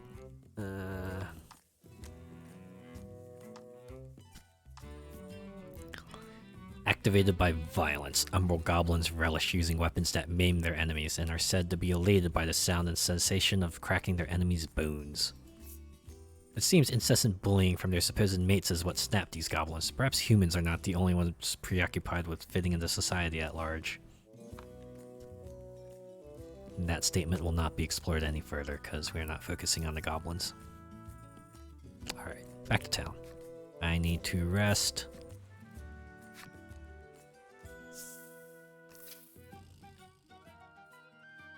I want to use my free lifetimes coupon to take another night here. Also, I have a question. Is that free lifetime stays pass transferable? Probably not. Could you imagine? Imagine like an in-chain in the Fantasyland. I would like to see that. Like a Holiday Inn or Motel 6, but in a Fantasyland. If they haven't yet, I want to see that like turned into an anime or a manga series or something.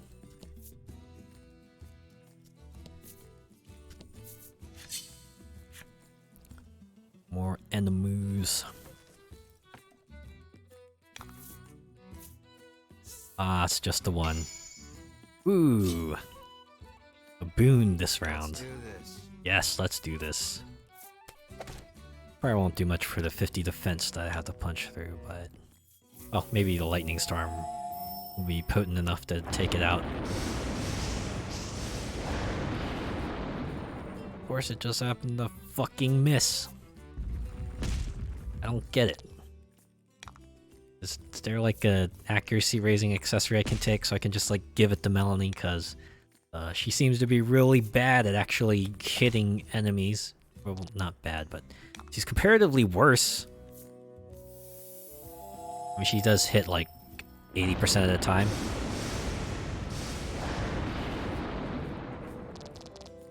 Alright, one more chop. Probably gonna freeze Bruno though. Yeah, freezing Bruno. Don't worry, Bruno. We'll save you.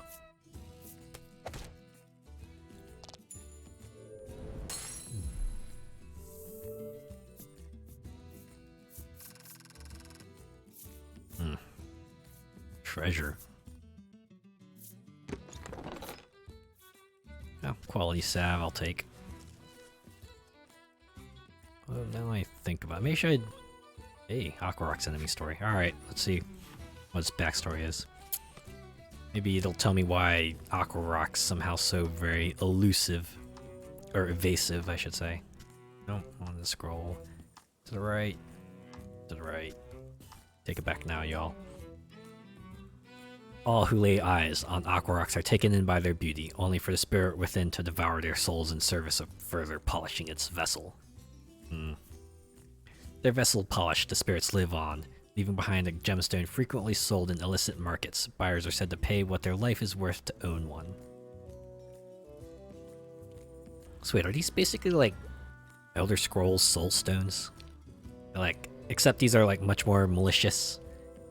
They can just kill people themselves to take their souls. Alright, I actually need to go back to town because I need to buy some quality salves for the road. So unfortunately, Hero Man's heal spell is proving me to be a little less efficient now. I buy it at the item shop, right? Or is it the apothecary? Yeah, it's probably the apothecary.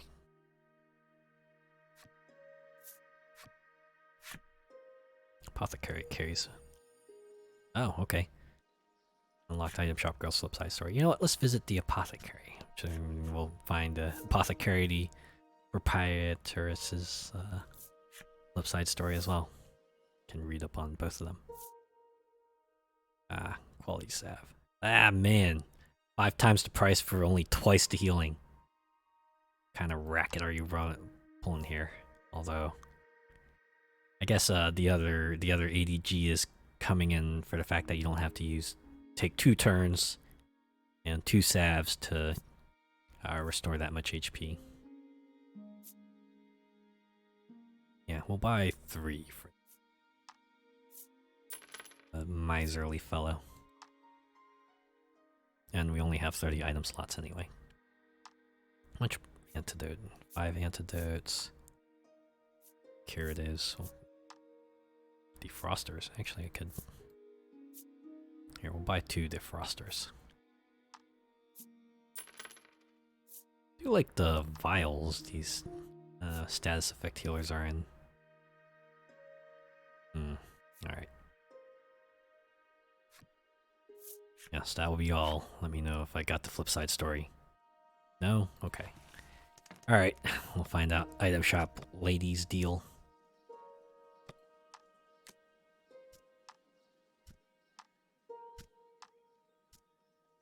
Let's see this one right here.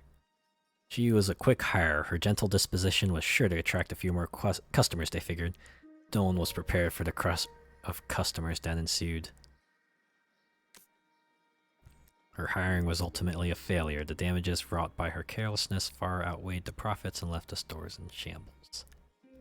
Well, that's unfortunate. That's why you should look at a person's resume.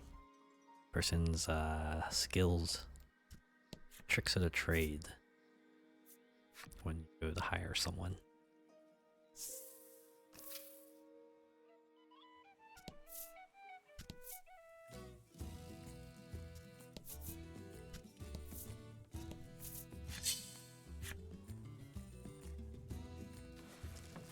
Another random battle. Let's do this. Stop me if you've heard this one before. Well, luckily these are the trashiest of trash mobs now. Single lightning storm will do him in. And if it doesn't, well, Bruno's chop can take care of the rest.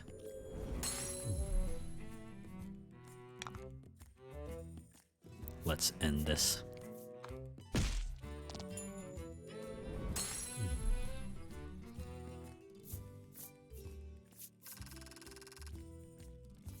Was a fight for the ages. Curb Stomp Symphony, as they might call it.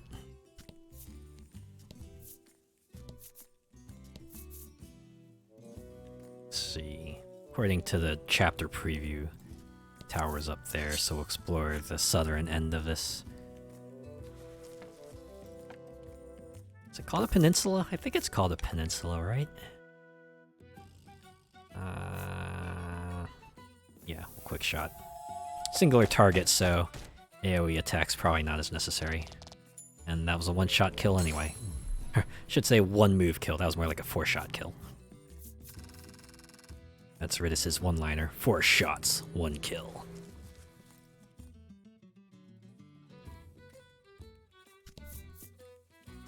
Hey, look at that. Give her money. Yeah, give me that money. I do like how the numbers have stayed relatively low so far. We're not reaching like Final Fantasy levels of absurdity just yet.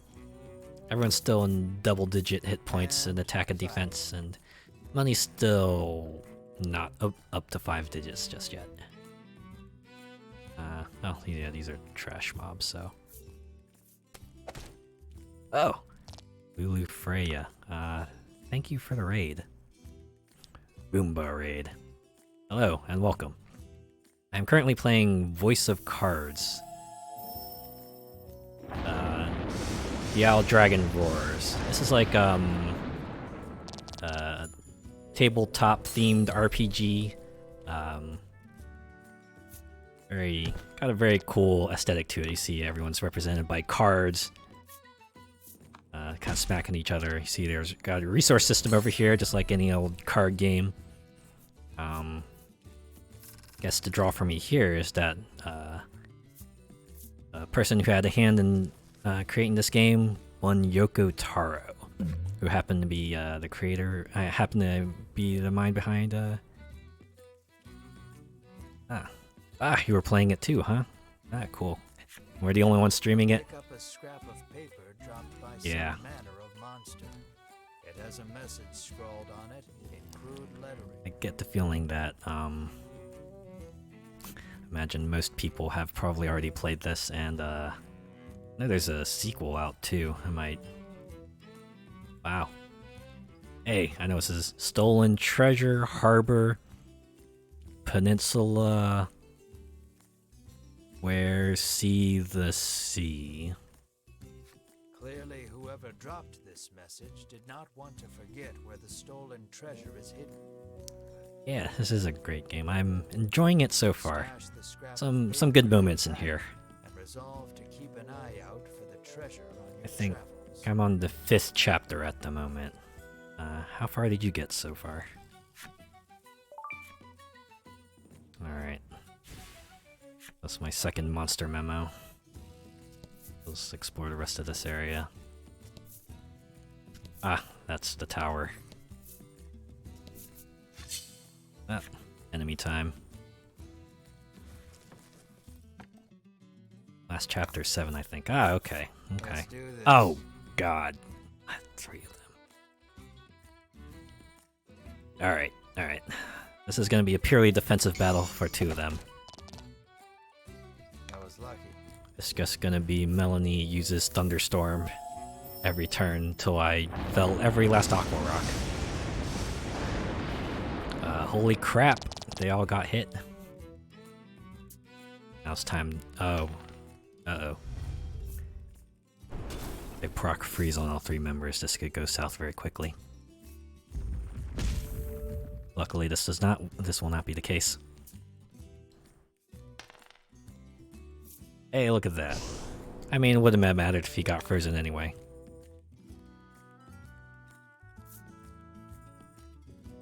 You know what? You might be right about that. Yeah, this does feel like the game is deciding whether you get good hits in or not, because I was having a pretty bad streak earlier where Melanie's spells are just like missing left and right. It's like trying to land fireballs on treants for the longest time, and it just kept going miss, miss, miss, and I just had to sit there and plink away at it with my other characters. Thankfully, I managed to walk out of that battle, but it was got pretty arduous. Yeah, level up. I'll use 1 uncovered card, I say. Look at that. It's just sand. That said, I did have 10, 10, 10. Wow, the game giveth and 1, 1, 1. The game taketh away. I agree with that. Let's see. Head south from the harbor, across the mountains. Stolen treasure, Harbor Peninsula, where see the sea.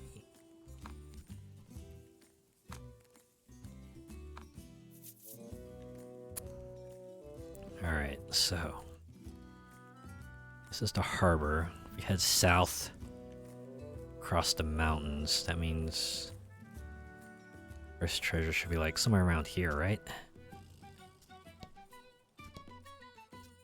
I mean, I don't step on every space, I just step on enough to uncover the cards.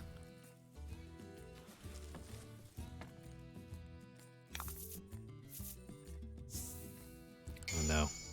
Decrease fire damage. Alright, well, I guess we're gonna concentrate on the Aqua Rock then. Okay. Hopefully this thunderstorm will be enough to vaporize it.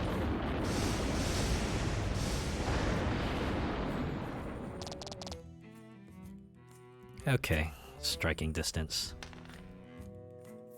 Well, as long as it doesn't freeze Melanie, I'm okay.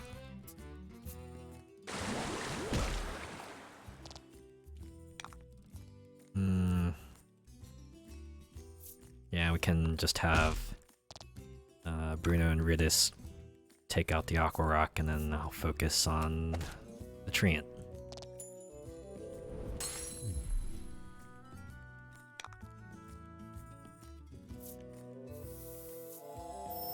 can't wait to burn it to the ground. Ah, well. At least it didn't hurt my friends. Swift chop upside the head. Ooh, okay. At least it dodged the arrow. Hopefully it won't dodge the fireball. Oh,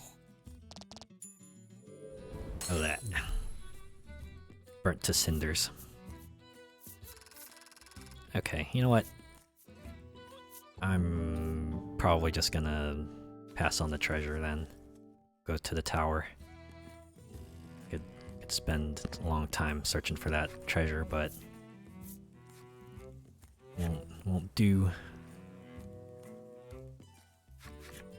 We have finally arrived at the Tower of Legend. Is everyone ready? You ask with a posed look. Yeah, I saw the chapter preview too. I know who we're facing off against. Bruno is the first to respond. But this is just an old lighthouse, he remarks, oblivious to your sudden embarrassment. Clearly, you were not paying attention to the interlude there. Riddis snorts to herself, seeing you red in the face from jumping to conclusions. Give a follow since you are playing this game. Mention Final Fantasy and no Yoko Taro in here. Thank you for the follow, Lulu Freya. I appreciate it. Alright. Let us find this dragon.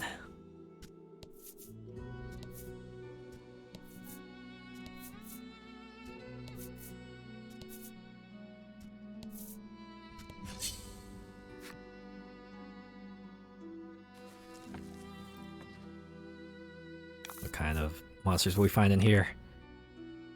There's only one new one.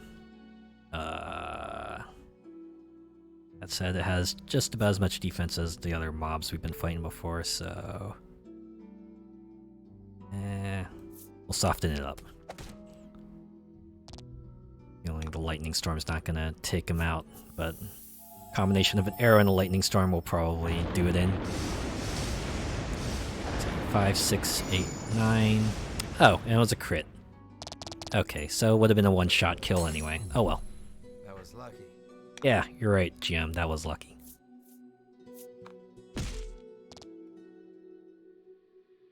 Well, I mean, there's always that perception you gotta remember, is that you always remember the bad stuff that happens to me. You rarely remember the good stuff.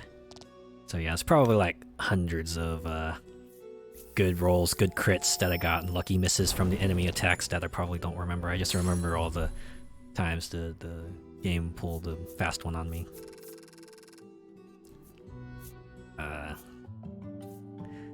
Actually reminds me of demonic dance. Provoke all enemies' attention until the next action is taken. Furthering cementing his status as tank. I was gonna say, you know, the narrator is Todd Habercorn. Oh, really? I did not know that. That's cool. It appears this sturdy door has a magic seal on it. Unfortunately, it is out of her realm of expertise. Talking about Melanie, right? Melanie's realm of expertise. Rolls up her sleeves and shouts, "Open sesame." You swear you have heard these words somewhere before. I had like a copy of 1001 Arabian Nights. Can't hear him in it, but it is. Yeah. You all watch in silence as the door stays shut. That's always the fun thing about voice actors, is like when they happen to be in a role and you don't expect it. It's like, wow, they got range, right? Yeah, this fella, he can do kind of a straight-faced narrator here. Very sarcastic sometimes. Very. It's cool. That's real cool. How will I get in? Let's see. How's about we use our new party member here? Maybe his massive muscles can break it down. Bruno exhales deeply, then places both hands on the door. He pushes with all his might, his breath labored, chest heaving, sweat dribbling. Hopefully we'll hear like the splintering of wood and the cracking of metal soon. And it opens. It seems the magic seal could not protect the door from the physical might of your most stalwart companion. Let's go.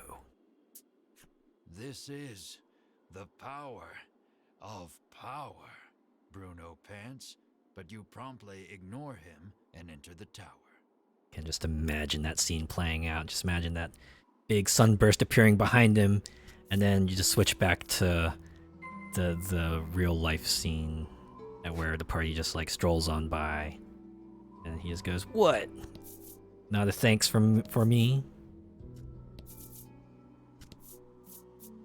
Ah, good. They uncovered that bottom card.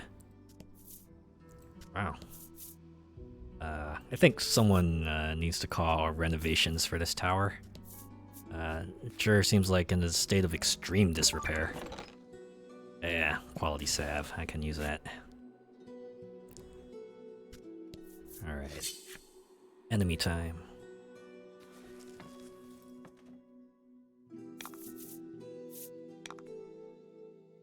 Ah, good.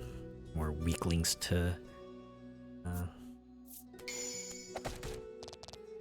basically just sacks of experience at this point. Yeah, I got this, might as well. Lightning storm.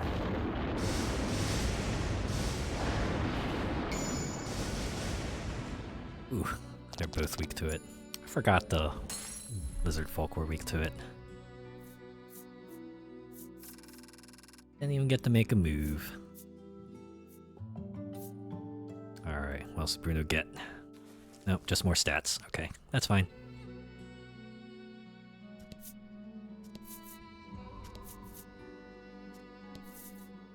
This is just a habit of mine. I like to circle my way in. If there's like some sort of unexplored space mechanic, I usually like to start from the outside and work my way in. It's kind of like how I solve jigsaw puzzles as well.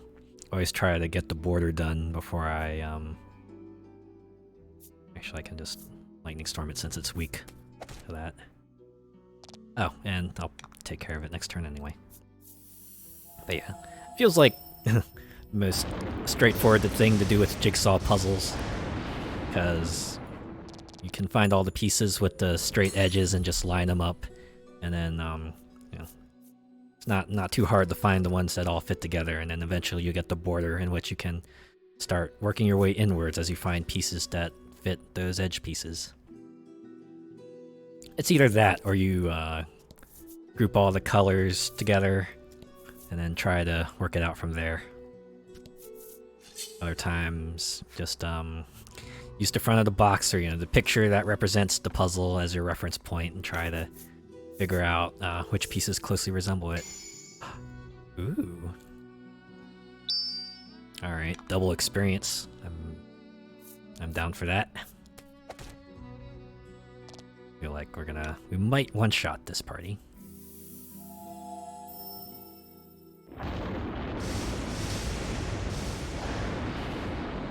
Ah, no spell crit this time. That's okay, I think. These guys aren't going to be hitting for much. It's nothing a little quality salve can't fix.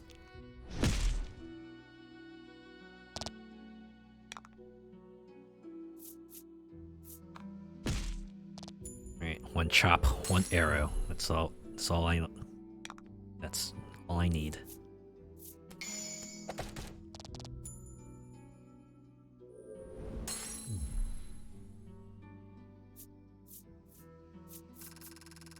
Boom, 400 experience.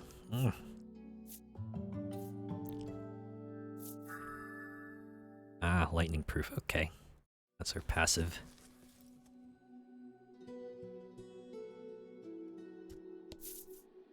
Oh, hey, I found the stairs. But, like most... wow, holes. Guess, we're not gonna explore that direction. Oh, more holes. Okay, is this like a maze? It's like, gotta find your way through this maze of holes. I assume there's must be like 3 mazes of holes I have to... 3 floors worth of hole mazes I'm gonna have to navigate through. Alright, well, I'm gonna do the same strategy as usual. With an arrow and you instead. Since that spirit wolf is weak to lightning.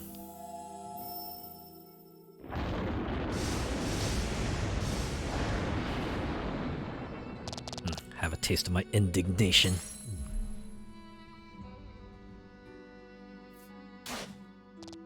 Ah, good. Didn't do anything fancy, just let's see. Melanie can survive one more turn. I'll have Ridis use a quality salve next turn. Then Melanie can just launch fireballs.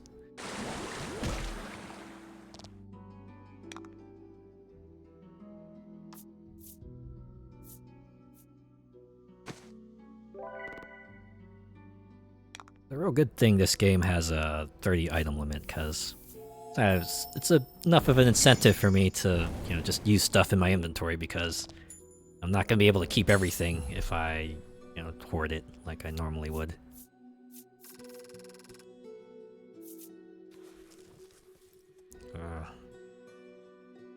Still a problem with me in RPGs. I have a bad tendency to hoard items if the game lets me. Yeah. It'll come to the end and I'll still have like 10 max revives and 20 max potions. Don't want to use it now because what if I need it later? Actually reminds me of an old web comic. Ooh, 2 times the gold. Nice. And fight. Nah, you need to say that a bit more forcefully. We can't have you be a fighting game announcer with that kind of delivery. Fortune favors the bold.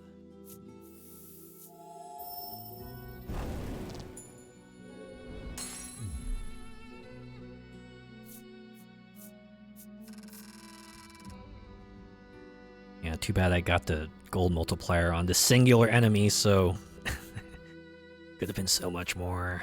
Oh well. You know what they... Hey, oh, it's called a Wraith Wolf. Got it.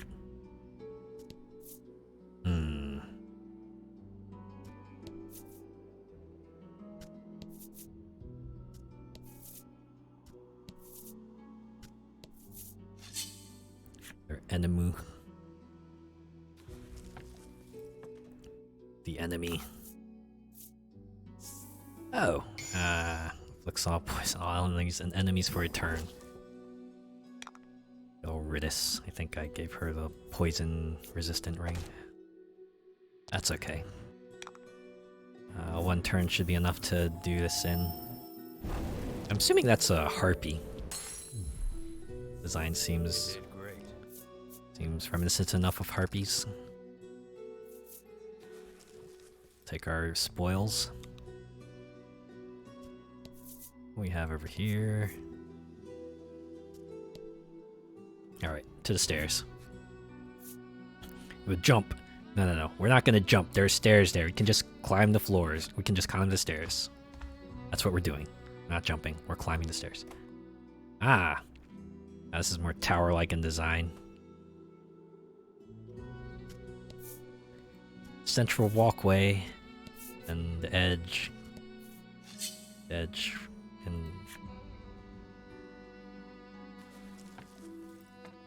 then a walkway around the edge. Alright.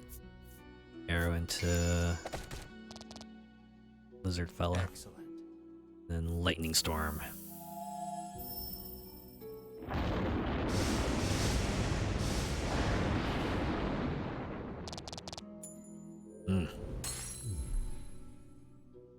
Swiftly dispatched. Fight for the ages. Yes, it was. Keep on going. I do enjoy the ambient noise. When this looks like a tabletop, you can kind of just imagine GM just like has a portable speaker just set up just outside of the viewing area, playing all the music and the sound effects. Let's see. I want to mow down the harpy, so give them the opening shot, and then Mildly roll lightning storm.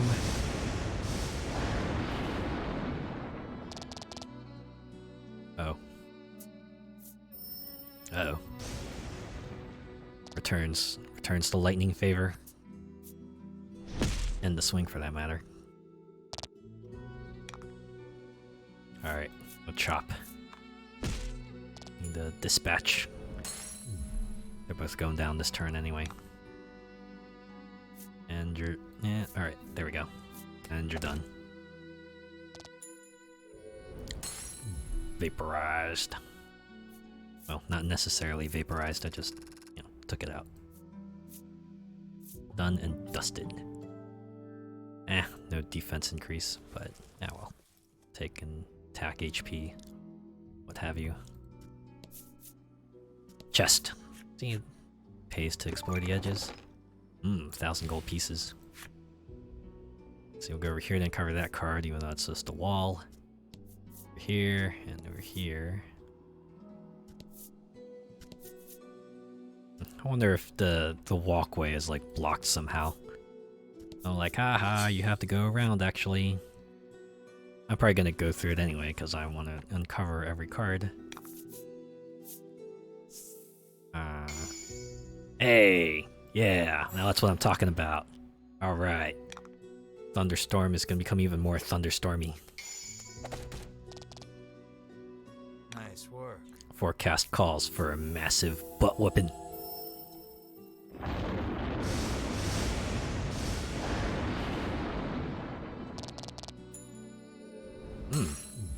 Dusted. That was shocking. What an electrifying display. I say, it makes sparks fly.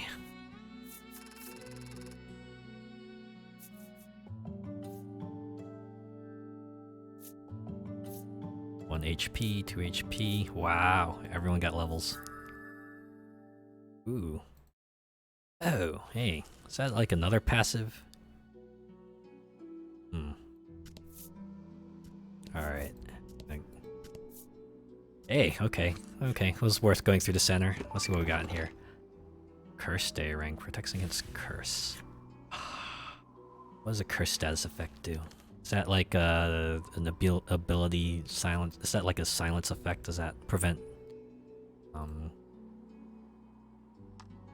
does that prevent our heroes from using... Nope. Mind Stay does that. Okay, curse is something else. Let's see. Honestly, don't know why Bruno has the Ring of Protection. He's pretty high on defense. We'll give him the Curse Ring. Give Ridis Ring of Protection.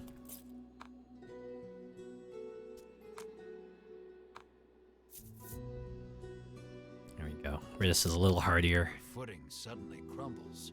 With no way of saving yourselves, you fall downward. There it is. Once more from the bottom. Had I been coming from the other direction...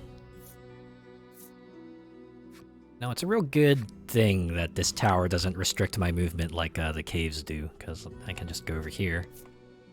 Then I'll go over here.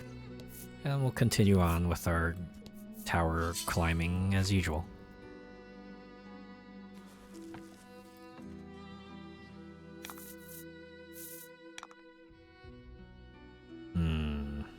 The Skellyman's a Wraith Wolf and a Treant. But my method of attack will be the same as always.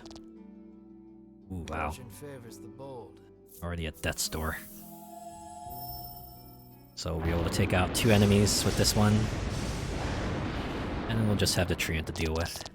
Thankfully, they're not that much of an issue. It's more of a nuisance, really. Alright. Heal. Well. Would have preferred they healed, but oh well. I think it'll go down all the same. No worries about that. Can't wait to burn it to the ground. Great. Burn, burn, burn to the ground.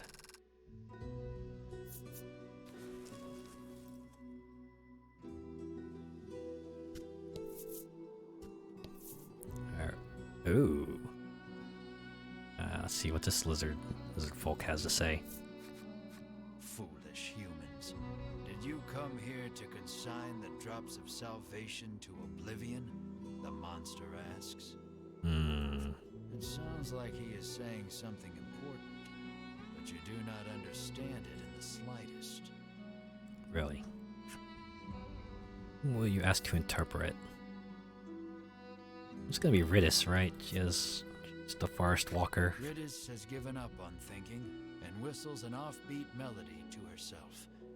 You have made a poor choice. I chose poorly. Well, okay. Looks like... well, Melanie would be next best person, right? Melanie is so absorbed in thinking about the creature's words, she cannot hear you calling her. Well. While everyone is distracted, the monster attacks. Oh no. So does that mean, was Bruno the right choice, or were they giving me another? Whoops, he can't do it. He can't solve this problem for you either. Good. High power round. Keep meaning to swap out ready aim fire. I should probably do that. But we will loose a poison arrow. 60%. I got the 40%. And see, I need 2 gems for Bruno's status buff, so we'll just launch 1 fireball. Fortune favors the bold. Already, we shaved off the third of his HP. Alright, time for a defense boost. Give everyone the muscle herb. There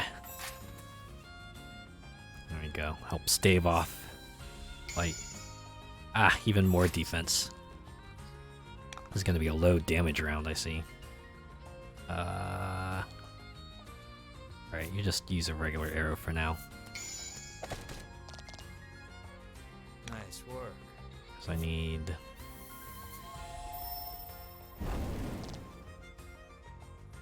nuts. Wasn't that? Uh-oh. 8 to attack for 10 turns, but he gets defense down in return. Cards afflicted with defense down have lower defense. You don't say. I would assume they would have had, like, lower speed or something. I bet we're gonna get a tutorial pop-up when I get an attack down. Alright. 1.5 times damage, baby. What's next? 3 all allies and enemies attack. Yep. Alright, so you do just a regular arrow again. And this should cinch it right here. And if not this attack... got ourselves a spell crit. Alright. Oh, that wasn't so bad. Ooh, 1500 experience, 1,000 gold coins. Level 13. Regen herb. Ooh, well. I think I found my new healer. I think Bruno's going to become pure support. Pure muscle support. Sorry, main man, I think you're off the party for a good long while now. Until you get a better healing spell. Alright, I need to do some skill swaps. I'll trade out Bull Rush for Regen Herb. We'll put that over here, actually, like that. Let's see. Actually, I think I need to swap out one of Riddis' skills also. Wait. Okay. That, we'll put that there. Let's see, what does Melanie have again? Charge spell, magic strike. No. I'm keeping your 4 elemental spells for now. And we're going on to the 3rd floor. Now, if this is a rule of 3, this is either the last floor or the last exploratory floor before we meet the boss.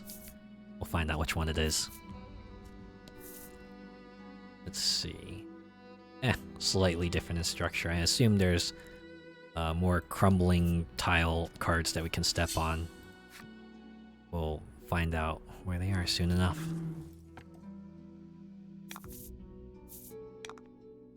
Ah. This is a cinch.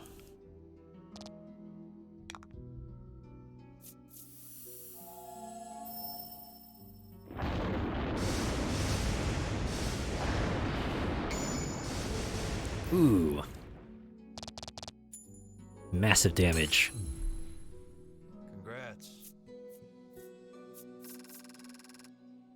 Alright, 207.81. Mar has leveled up. What'd you get? Ah, blubber. Yeah, I do like the... That's a synergistic. I like that. When the name kind of reflects... okay. No path there, so we gotta go this way. Yeah. I like it when they manage to make things flavorful, right? Like blubber. It's like, yeah, okay. Blubber in real life protects things from the cold, so yeah. Makes sense that it would protect people from the freeze ailment. You are instantly upon the shining object, picking it up. Boy. That used to be me back in the days. I see a coin on the ground, scoop it right up. Thankfully I never... None of the coins were ever those types of trick coins that either like you slid away from you as you tried to grab them because they were attached to a string from a person out of sight or glued to the ground otherwise. I didn't run into any of those, thankfully.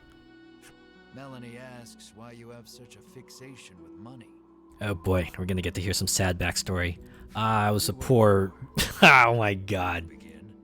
Then remember being serious isn't in your character. Uh-huh.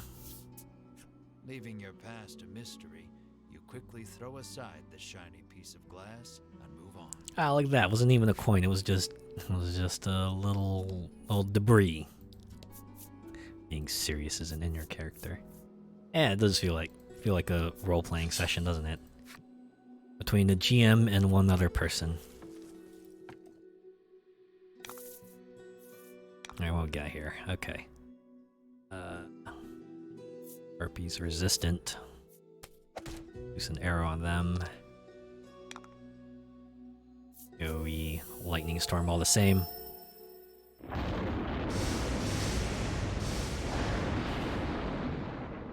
And I think about it, I probably should have loosed an arrow on the skeleton.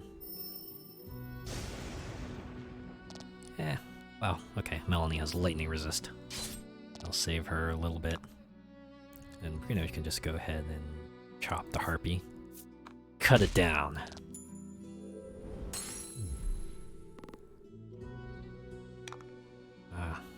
Skeleton restores HP each round.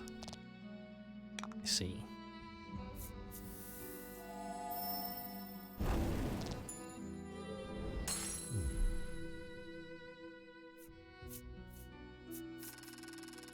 Nothing to say, GM. Alright.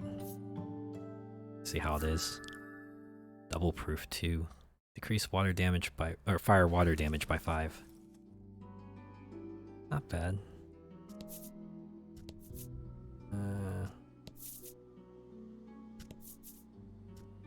Here. Good, I know one of these cards is a crumbling card. I'm gonna go up here anyway. My desire to uncover every card, once again, might be my downfall. Rout the enemy. Yes, that is the goal of every battle, yes. I will rout the enemy. Leave no one standing. Kill every last one of them.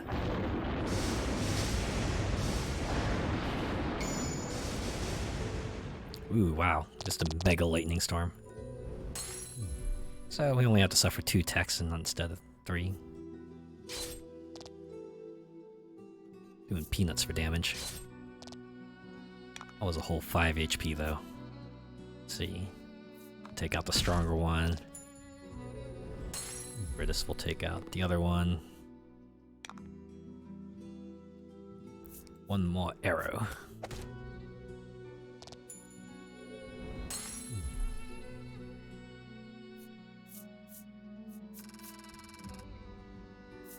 Good warrior wastes no time.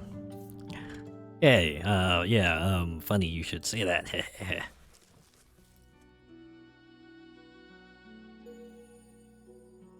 Skull Knights, that's what they're called. Treasure chest found. Hey, Numbstay ring protects against paralysis.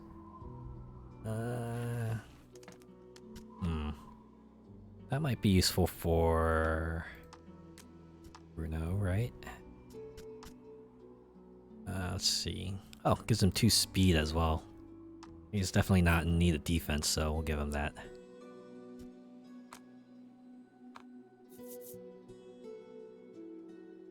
Alright, back to the bottom. I don't trust this thing here. It's one of these cards is gonna be a crumbling card. It's probably on that bridge there.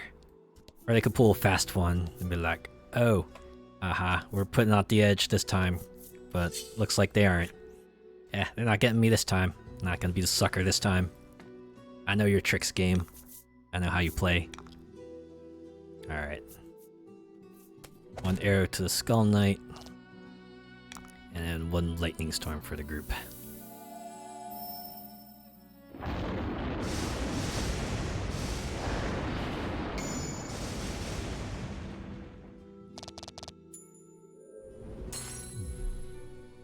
You did great.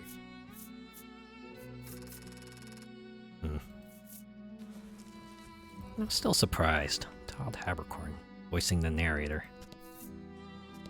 Always amuses me when I already said this, but when the voice actor and the character happens to be voiced by a person you totally didn't expect, you know. Typically those people whose like voices you've gotten used to, you're probably super familiar with, like I'll throw out an example there, like Nolan North. It's like if you've heard of Nolan North, you probably know that guy, you know what he sounds like. He's voiced like a billion characters in games. Chances are you've heard of him before. So it always comes as a surprise when he voices, someone like him voices a character you totally didn't expect, right? It's like, you hear it's like, oh, hey, yeah, he voices Deadpool. I'm like, wait, what? It's like, wow, he can pull off that kind of voice too. Yeah, impressive. That's always fun to see.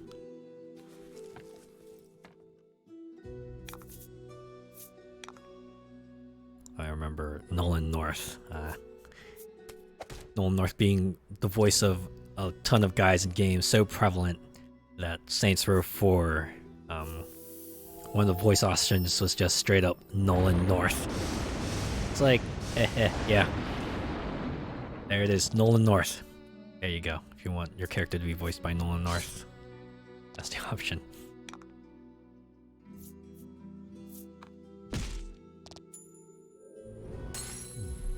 I think it would have been even funnier. I want that to be like one of the options one day. So like a character creator just has voices. Instead of giving them names like, say, like energetic or wistful or quirky, just put the voice actor's name on it, right? Just who do you want your character to be voiced by, right? Just have that. Imagine that would be funny, at least, I think. Do that for the new Saints Row coming out. Instead of listing like voice 1, voice 2, voice 3, just list the voice actor's name. I think they did reveal who your creative character voice choices would be, but I didn't read up on that yet. Fortune favors the bold. I am cautiously optimistic for this new Saints Row. What I've seen so far, I do like what they've shown. You know, given where Saints Row 4 left off at, kind of felt necessary for them to reel it back in. So, yeah, I'm hoping that this next one will at least be good. Ooh, eulogy. Oh, wow. Okay, so we have single target heal and a party heal. Excuse me. Alright. Let's see. I want to swap that out, actually.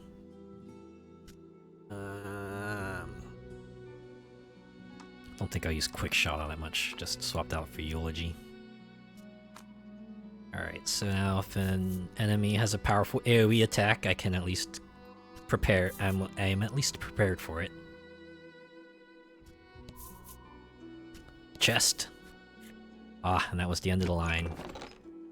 And Spirit Elixir. Alright.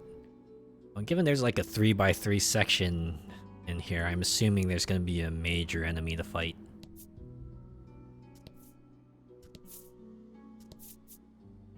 Or a chest with that. Magic key. Use this key to open closed doors. It's simple, really. Trying to remember if there's a key that I'd encountered previously that I could probably use this on. I think there was a locked door in the first town, actually. To make a mental note of that. Come back to that when I wrap up this tower. But first, a little flash frying.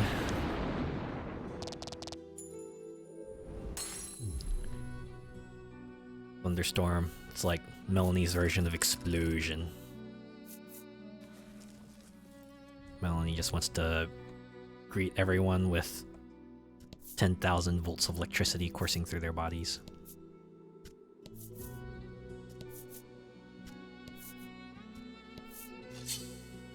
Ah, another enemy. You know what? I'm gonna save before this one. And I'm gonna try to save Scum and see if I can, talk my way past the guard.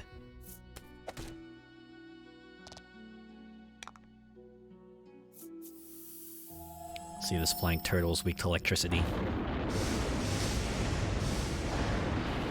Wow, would you look at that? Enemy follows Pokemon rules. Flying type, weak to electric attacks. Who would have thought? Ah, frost breath. That doesn't freeze. Well, I appreciate it at least. That's a regeneration.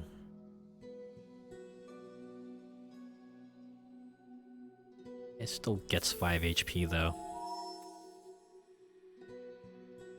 Ah, that's over the next 3 turns though. It's not.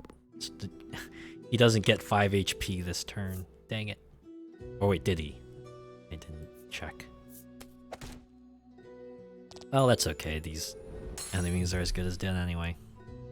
I wonder if I should just pass and let that regeneration take effect.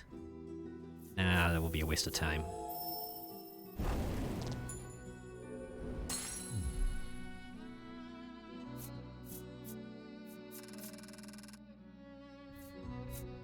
Don't need to remind me, game.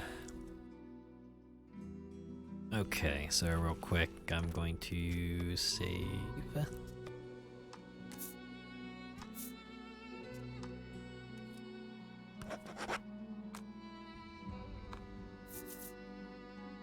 Alright. See if we can talk this one out. Savages no mercy. The dragon's heart and body have already been reduced to naught, it says. It sounds like he is saying something profound, but you do not understand it in the slightest. Oh no, whom will you ask to interpret? Oh, Bruno this time. Bruno silently compares his muscles against the monsters, then grins proudly to himself, the obvious victor. Oh no. Is this gonna just happen for every monster Melanie encounter? Considers the words, but cannot seem to feel your eye twitch, realizing that your comrades may be the death of you. Oh no. While everyone is distracted, the monster attacks. Here we go. So I'm guessing the plot twist here, given that the monster's language is clearly spelled out to us, that the monsters happen to be on their own quest. On their own quest that will help save this world, and we're inadvertently the wrench in their plans. In their eyes, we are the monsters. Dun dun dun. So anyways, I will poison this fella. Yeah, poison proc. Alright, let's go. little extra damage each turn. I will take it. Since they're already poisoned, I will just burn you. And you will buff the party with extra defense. Make the attacks hurt a little less.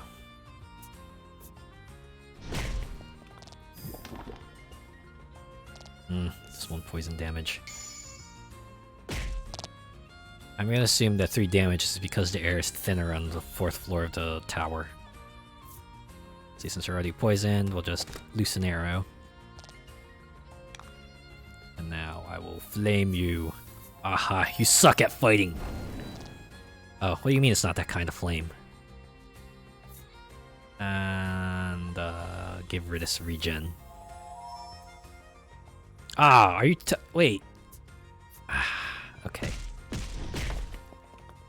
Oh, that was, very close to death. Well, it's a good thing Melanie had the defense. Oh, wait, nope. And she's done. Alright, well, let's see. Okay, Ritus, keep doing DPS, and Bruno will administer the Inspire Elixir. Uh-oh, yeah, I agree. No, come on. Let me no. Okay, there we go. Inspire Elixir on Melanie. Forgot how much HP do they get back? Alright, half of it.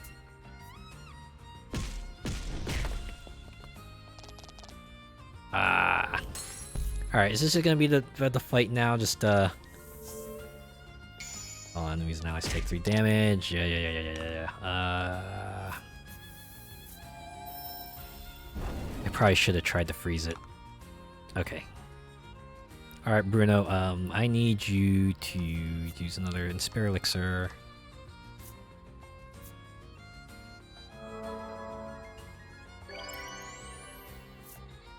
Alright, please don't do the 3-hit attack. Are you freaking kidding me? Full of one-shots this fight is. Alright, I think after this fight I'm gonna have to flee the tower, get back to town, heal up, and then run back. Right, forget.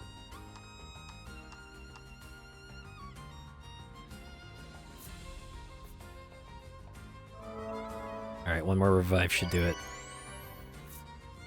Let's see, it should be Melanie's turn then, yeah. 1 last burn.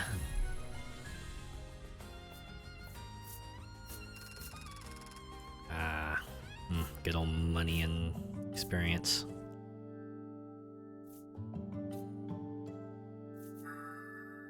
Ooh, darkness. Deal 15 dark damage. Just like true damage in a sense. Alright, can Ritus get a level up as well? Heal plus. Okay, I think Hero Man is gonna have to tag back in now. Now that he's got the burst heal that I need. Though the battle is over, you cannot stop thinking about what those monsters were saying. Come on, we have to defeat that dragon, Melanie says assuredly. Why are you so obsessed with defeating the dragon? You ask her. I don't understand. One day I was walking down the street, and then this dragon just knocked ice cream right out of my hands. I paid like 1,000 gold pieces for that. I will never forgive them for what they've done. She explains that her mother was killed by the dragon. Or it could be like a loved one that died due to the dragon. Yeah, that works too. She did not say any more, but her hatred for the beast was clear in her eyes. It's just cause the one dragon killed your mom, now they're like, oh, I hate dragons. So imagine if like a wolf killed her mom, she'd be like, I hate wolves. Did I bring any escape items?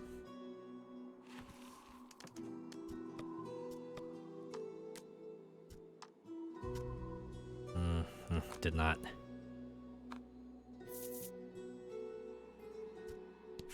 Alright, we're gonna take the long way out. I should probably restock on items as well. I did use a lot of Experience Elixirs in that battle.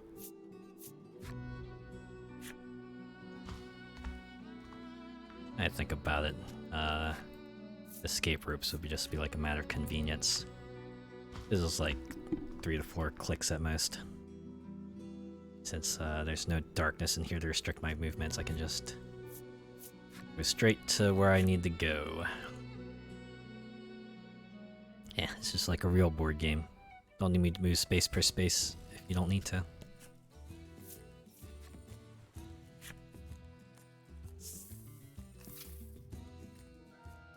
Okay, first to the inn. Yes, we'll stay tonight. Like a beating in that tower. Already lived in feeling rested. Yes, yes. Now to the apothecary. Because we need to buy some stuff from you. I have 10,000 gold coins in my purse and they are burning a hole in there. I'll buy 3 Inspire Elixirs. That'll bring me up to 5. Hopefully that'll be enough revives needed for the fight. How many quality salves do I have? Or owned? We'll buy 1.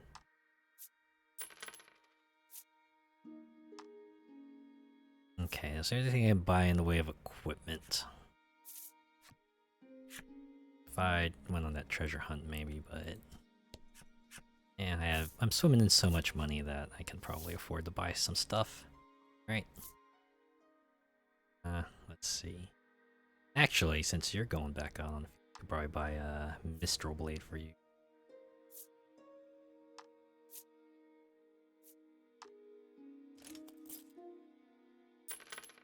All set? Yes.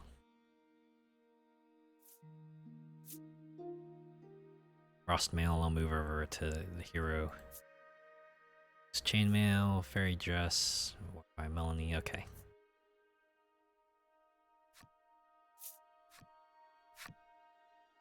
Alright. Gonna rearrange the party real quick before I forget.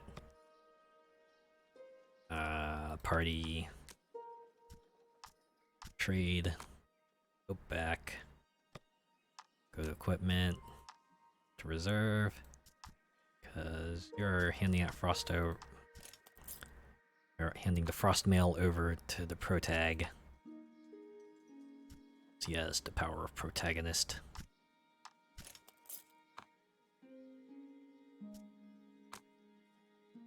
Now we're gonna swap out the skills.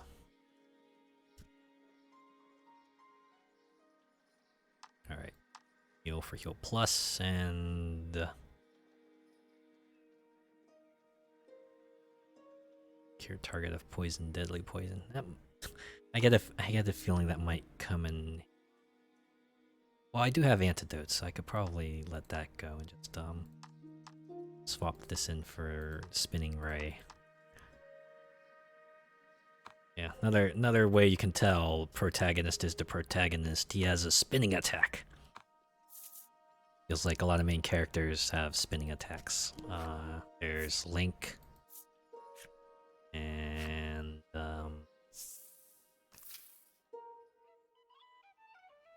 probably a lot more folks. Imagine if you threw like a dart at the wall filled with League of Legends characters, you'll probably land on one that has a spinning attack.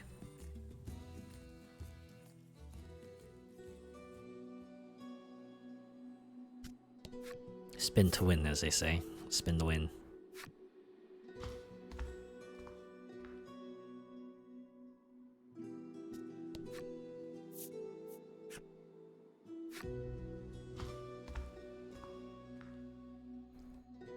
Keep on climbing.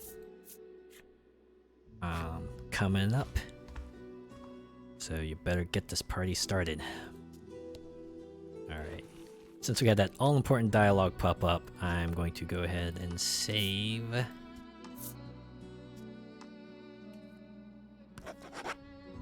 Alright. It's time to face our destiny. Floor 5.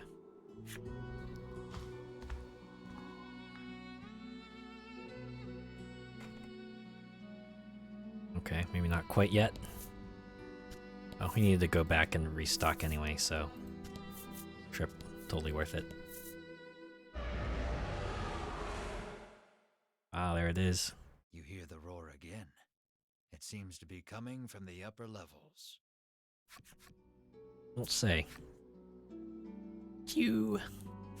Mar mules, as if in response to the creature's growl. Just imagine the whimpering coming from Mar right now. Enamored by the adorable noise, you pet Mar on the head. Not quite sure if that's the way I would put it, but sure. You're obsessed, Melanie remarks snidely, but looks at you two as if wanting to pet Mar too. All you have to do is ask. It sounds like the roaring beast is close. Don't say so. Keep climbing the tower. Yeah, I get it.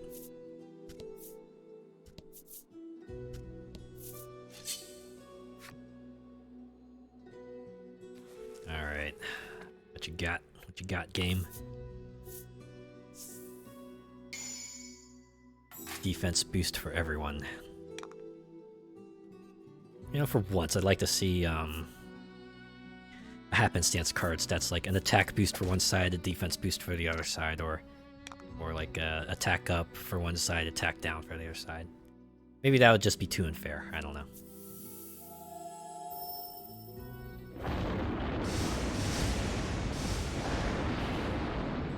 Just give it some indignation. Couldn't defeat him. It's okay. The boosted defense means that. Oh right, boosted defense. They got boosted defense as well. That was lucky. Yeah, lucky strike against a monster that would have eaten it that turn anyway. And it's over.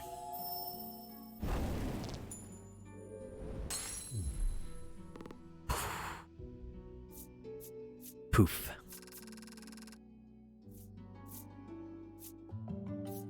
There we go. Let's level up from Ridis. For Ridis. Ooh, I got Lizard Warrior's enemy story. Alright, keep going.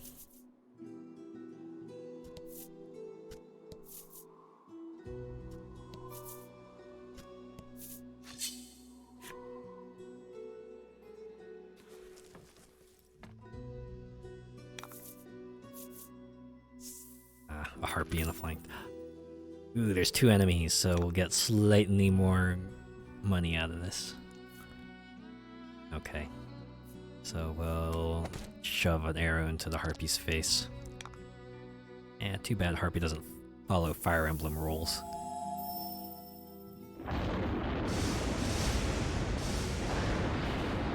That would have come in handy now.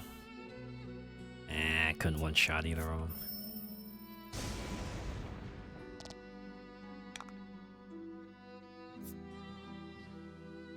I'm beginning to wonder if I should just save up the gems to use the Pro Tag's Spinning Strike and see what that's like. Turtle just shoves itself in Melanie's face.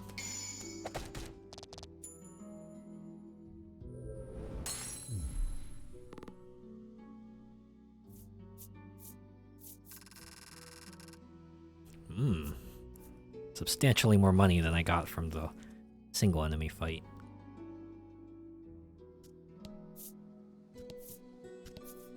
Step our way through.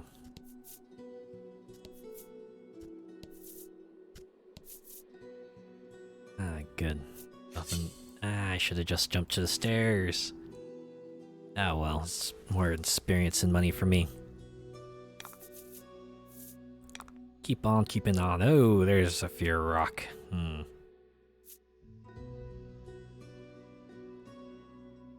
luckily our Pro Tag has multi-hit attacks, so we'll be able to do substantially more damage to the fear rock.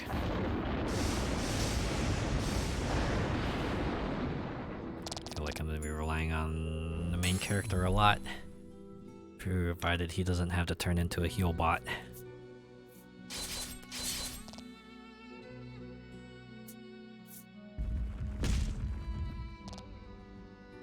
Okay, as long as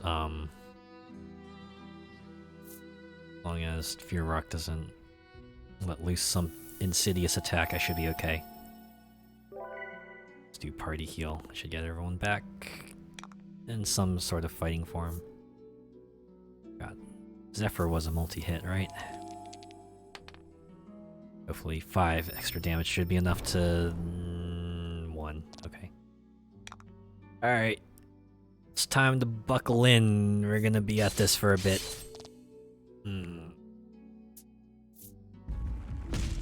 Only I had Bruno.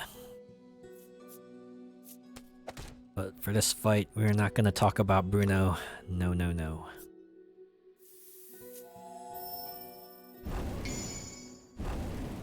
Wow, sweet. Crit. Double damage. Man, can you see that? 100% increase. My efficiency has jumped through the roof.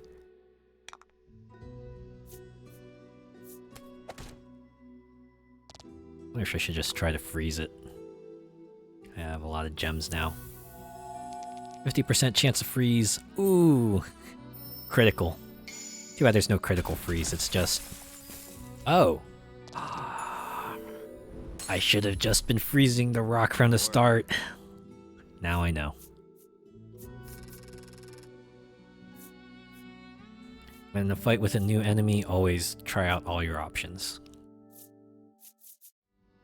Okay. I have to assume at this point this is just like the Payday 2 card draw where you're gonna get the item you're gonna get. It doesn't really matter which card you pick. It's all smoke and mirrors.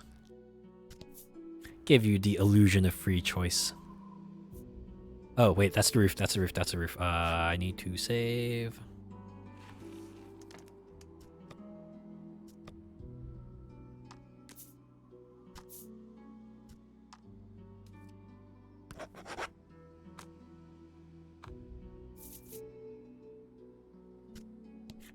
Alright. Time to face destiny.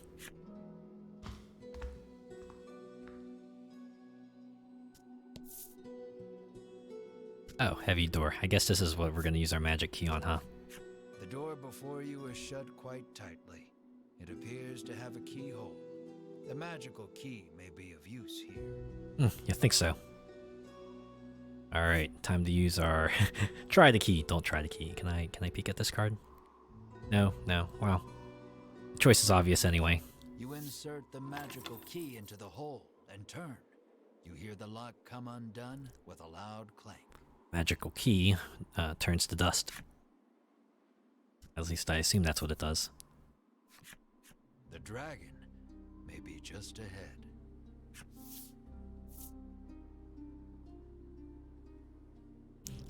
Turning to your companions, you deliver a rousing order, whine about your infirmity. Suddenly realizing how afraid. Now we slayed it. You know what? Let's be a hero this time around. Now we slay the dragon for riches. On your demotivating words, everyone proceeds through the doorway. What, you telling me money ain't the motivator? Come on.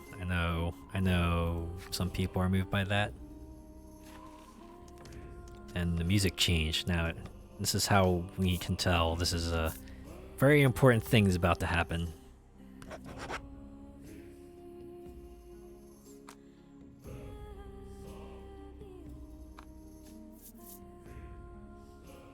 Alright. Oop, they've turned off random encounters now.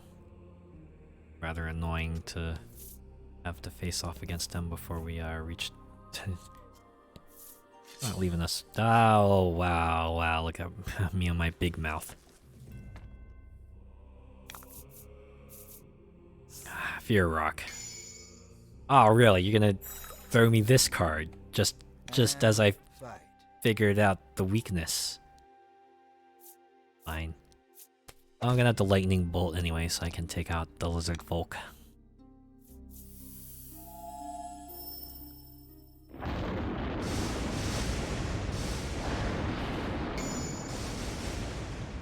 Man, that's a lot of damage. No amount of flex seal is gonna fix that. You just slash.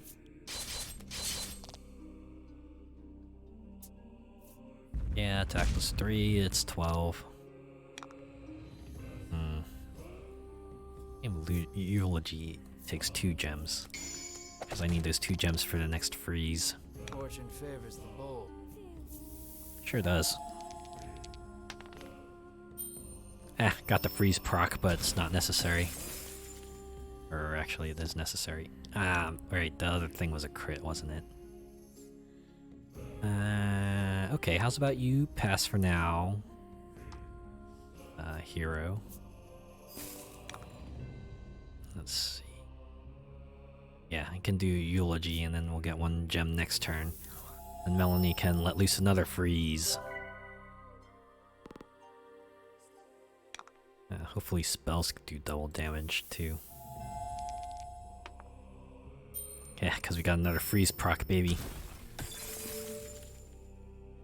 I'll get you just what I needed, just what I needed.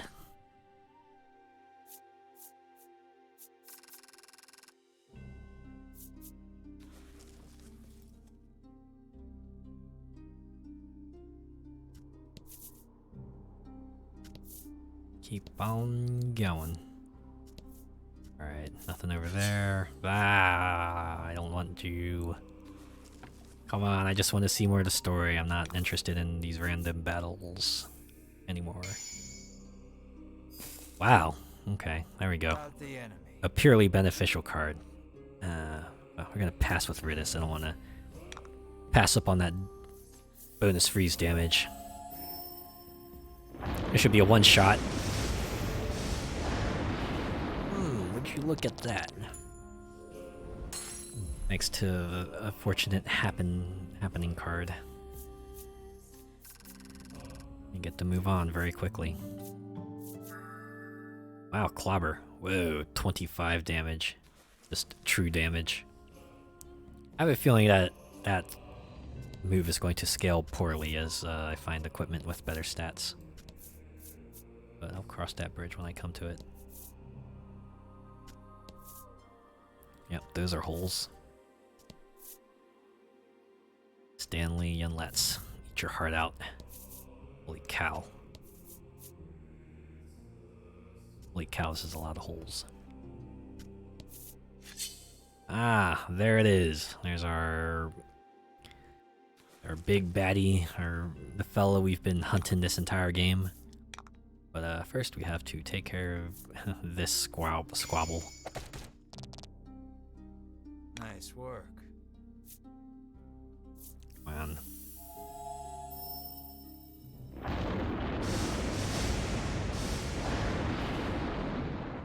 Smite him from the heavens. Let's see, you get to do lightning strike.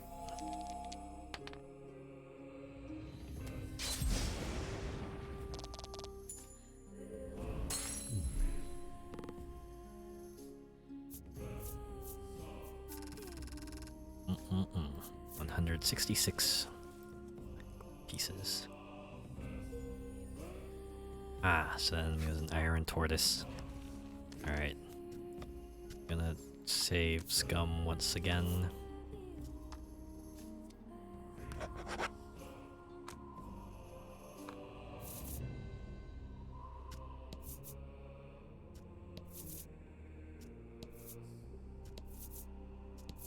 Yep, go figure. Nothing there, so move over here. And I'll save again. Because I definitely want to yeah, give this moment the gravity it deserves, so save right in front of the dragon. Alright. Ready as I'll ever be. You have finally arrived. Before you stands the dragon you have been searching for. Is that like a paw in its chest? More assassins, the dragon sighs weakly. seen this before. Whether or not the beast is weak, you care not. You muster up your courage and shout, "Prepare yourself, you big lizard." Wow. I give that one a 5 out of 10. But the dragon's roar sends your bravery flying with the wind. Does it also send us flying? Your legs tremble in fear. Melanie's gonna But go, no matter hey. how scared you are, the dragon will not wait. Yep.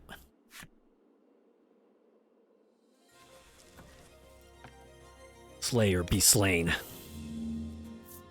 Go for broke. Oh, man. 130 HP. This is a lot. This is the highest one yet. Only 16 defense, though. 3 to wind damage dealt by allies and enemies. Alright. Well, know what Melanie's doing this turn. Ridis, though, will loose a poison arrow. To get a proc. Yeah, poison proc. Little extra damage. And you will Zephyr. Hopefully this isn't a trick.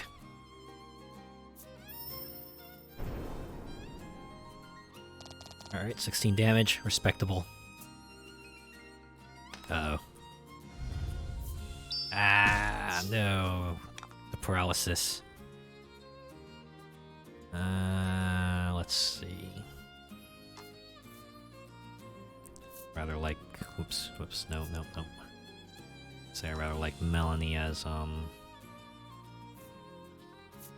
should have gotten more curatives.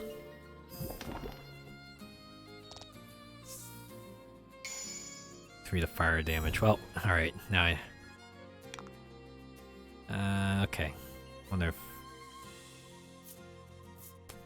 the elements will just decide which spells, the happening cards will decide what attacks Melanie will launch at her enemies.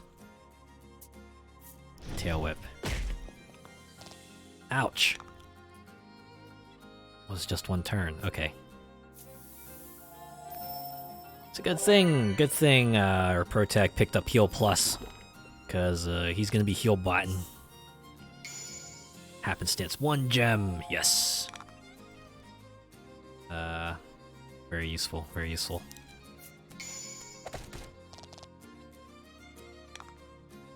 Although this means, let's see, poison will wear off next turn, but I think I will just use Zephyr. Or oh, we got the crit, baby. 41 HP, inflict defense down on all enemies if rolls 4 or greater. But you whiffed. Ouch. That hurts. Let me pay you back with lightning strike. Feel my wrath. Poison goes away. But unfortunately, this will probably be your last turn. I got the paralysis proc. Provided the dragon's not doesn't resist. Okay. Yeah, of course it would resist paralysis. That would make the fight too easy. Oh, wait, was it wind or fire? Yeah, it doesn't matter. Dragon's going down this turn anyway. If not this turn, it would have been next turn. We shall strike you down, you exclaim, slashing out while cheering on your comrades. But at that moment... Ah, there we go. Vince appears. Its wounds healed, the dragon looks more lively than before. Yes, Vince. Vince is the guy who is allied with the dragon's side because he thinks the dragon will be doing something good for society. You too would be troubled without this dragon, he says, standing in your way. Get the feeling he might be onto something. Stop spouting nonsense, the normally collected Melanie shouts. My name is Melanie. This dragon killed my mother. It should prepare to die. It seems Melanie has lost her composure before her mother's killer. She unleashes a fireball imbued with her hatred. Ooh, nothing like fireballs imbued with hatred to really get your point across. is repelled by the dragon's tough scales. I was just burning it like 10 seconds ago. Come on. What are you doing here? This narrative makes no sense. The dragon returns the favor by spewing fire from its mouth. Just had to be thankful it didn't do that during the fight. Ooh. A whole flame stream. No chance against the revitalized dragon. Melanie looks distressed. No. Vince climbs atop the beast's back. No. The dragon. Wings sends forth one wind blast after the next. Does it knock us off the tower? Stay out of this, Vince commands, then flies off toward the western sea. We're gonna have to disobey that command, aren't we? Alright. Ooh, 2,500 and 2,000. Everyone gets levels up. Melanie, Ridis, Protag, Mar. Ooh, Mar gets fireproof as well. And Bruno. Deep tissue massage.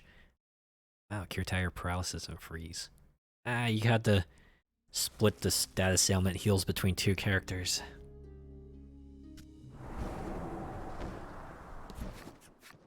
You worry for Melanie, who has been burnt badly by the dragon's fire.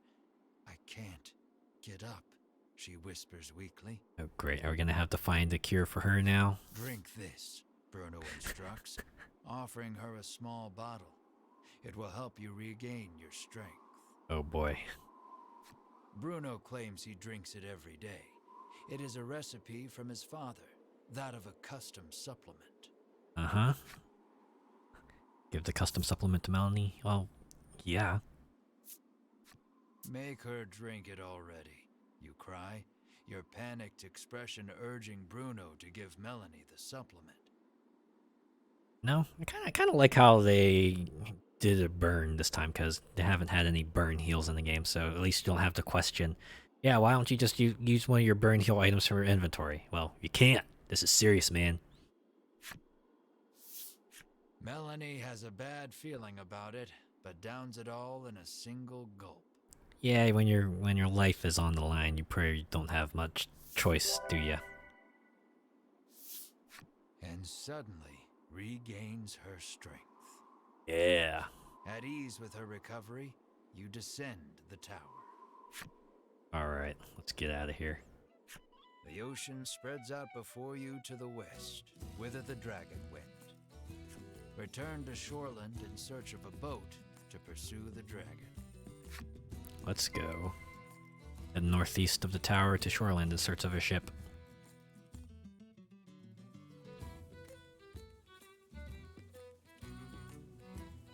Although, you know what? It's getting rather late. I think we'll call it here. Yeah. We cured Mar. We climbed a tower. We defeated a dragon. That's a fair amount of progress. I feel like we made some strides this time around. So I think I'll end it here.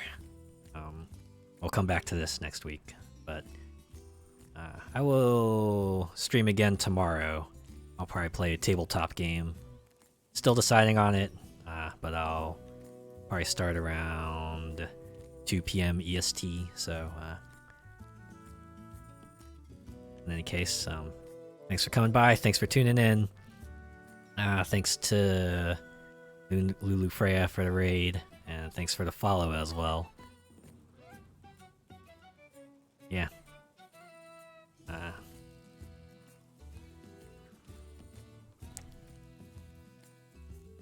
That's all for tonight. So, have a good night.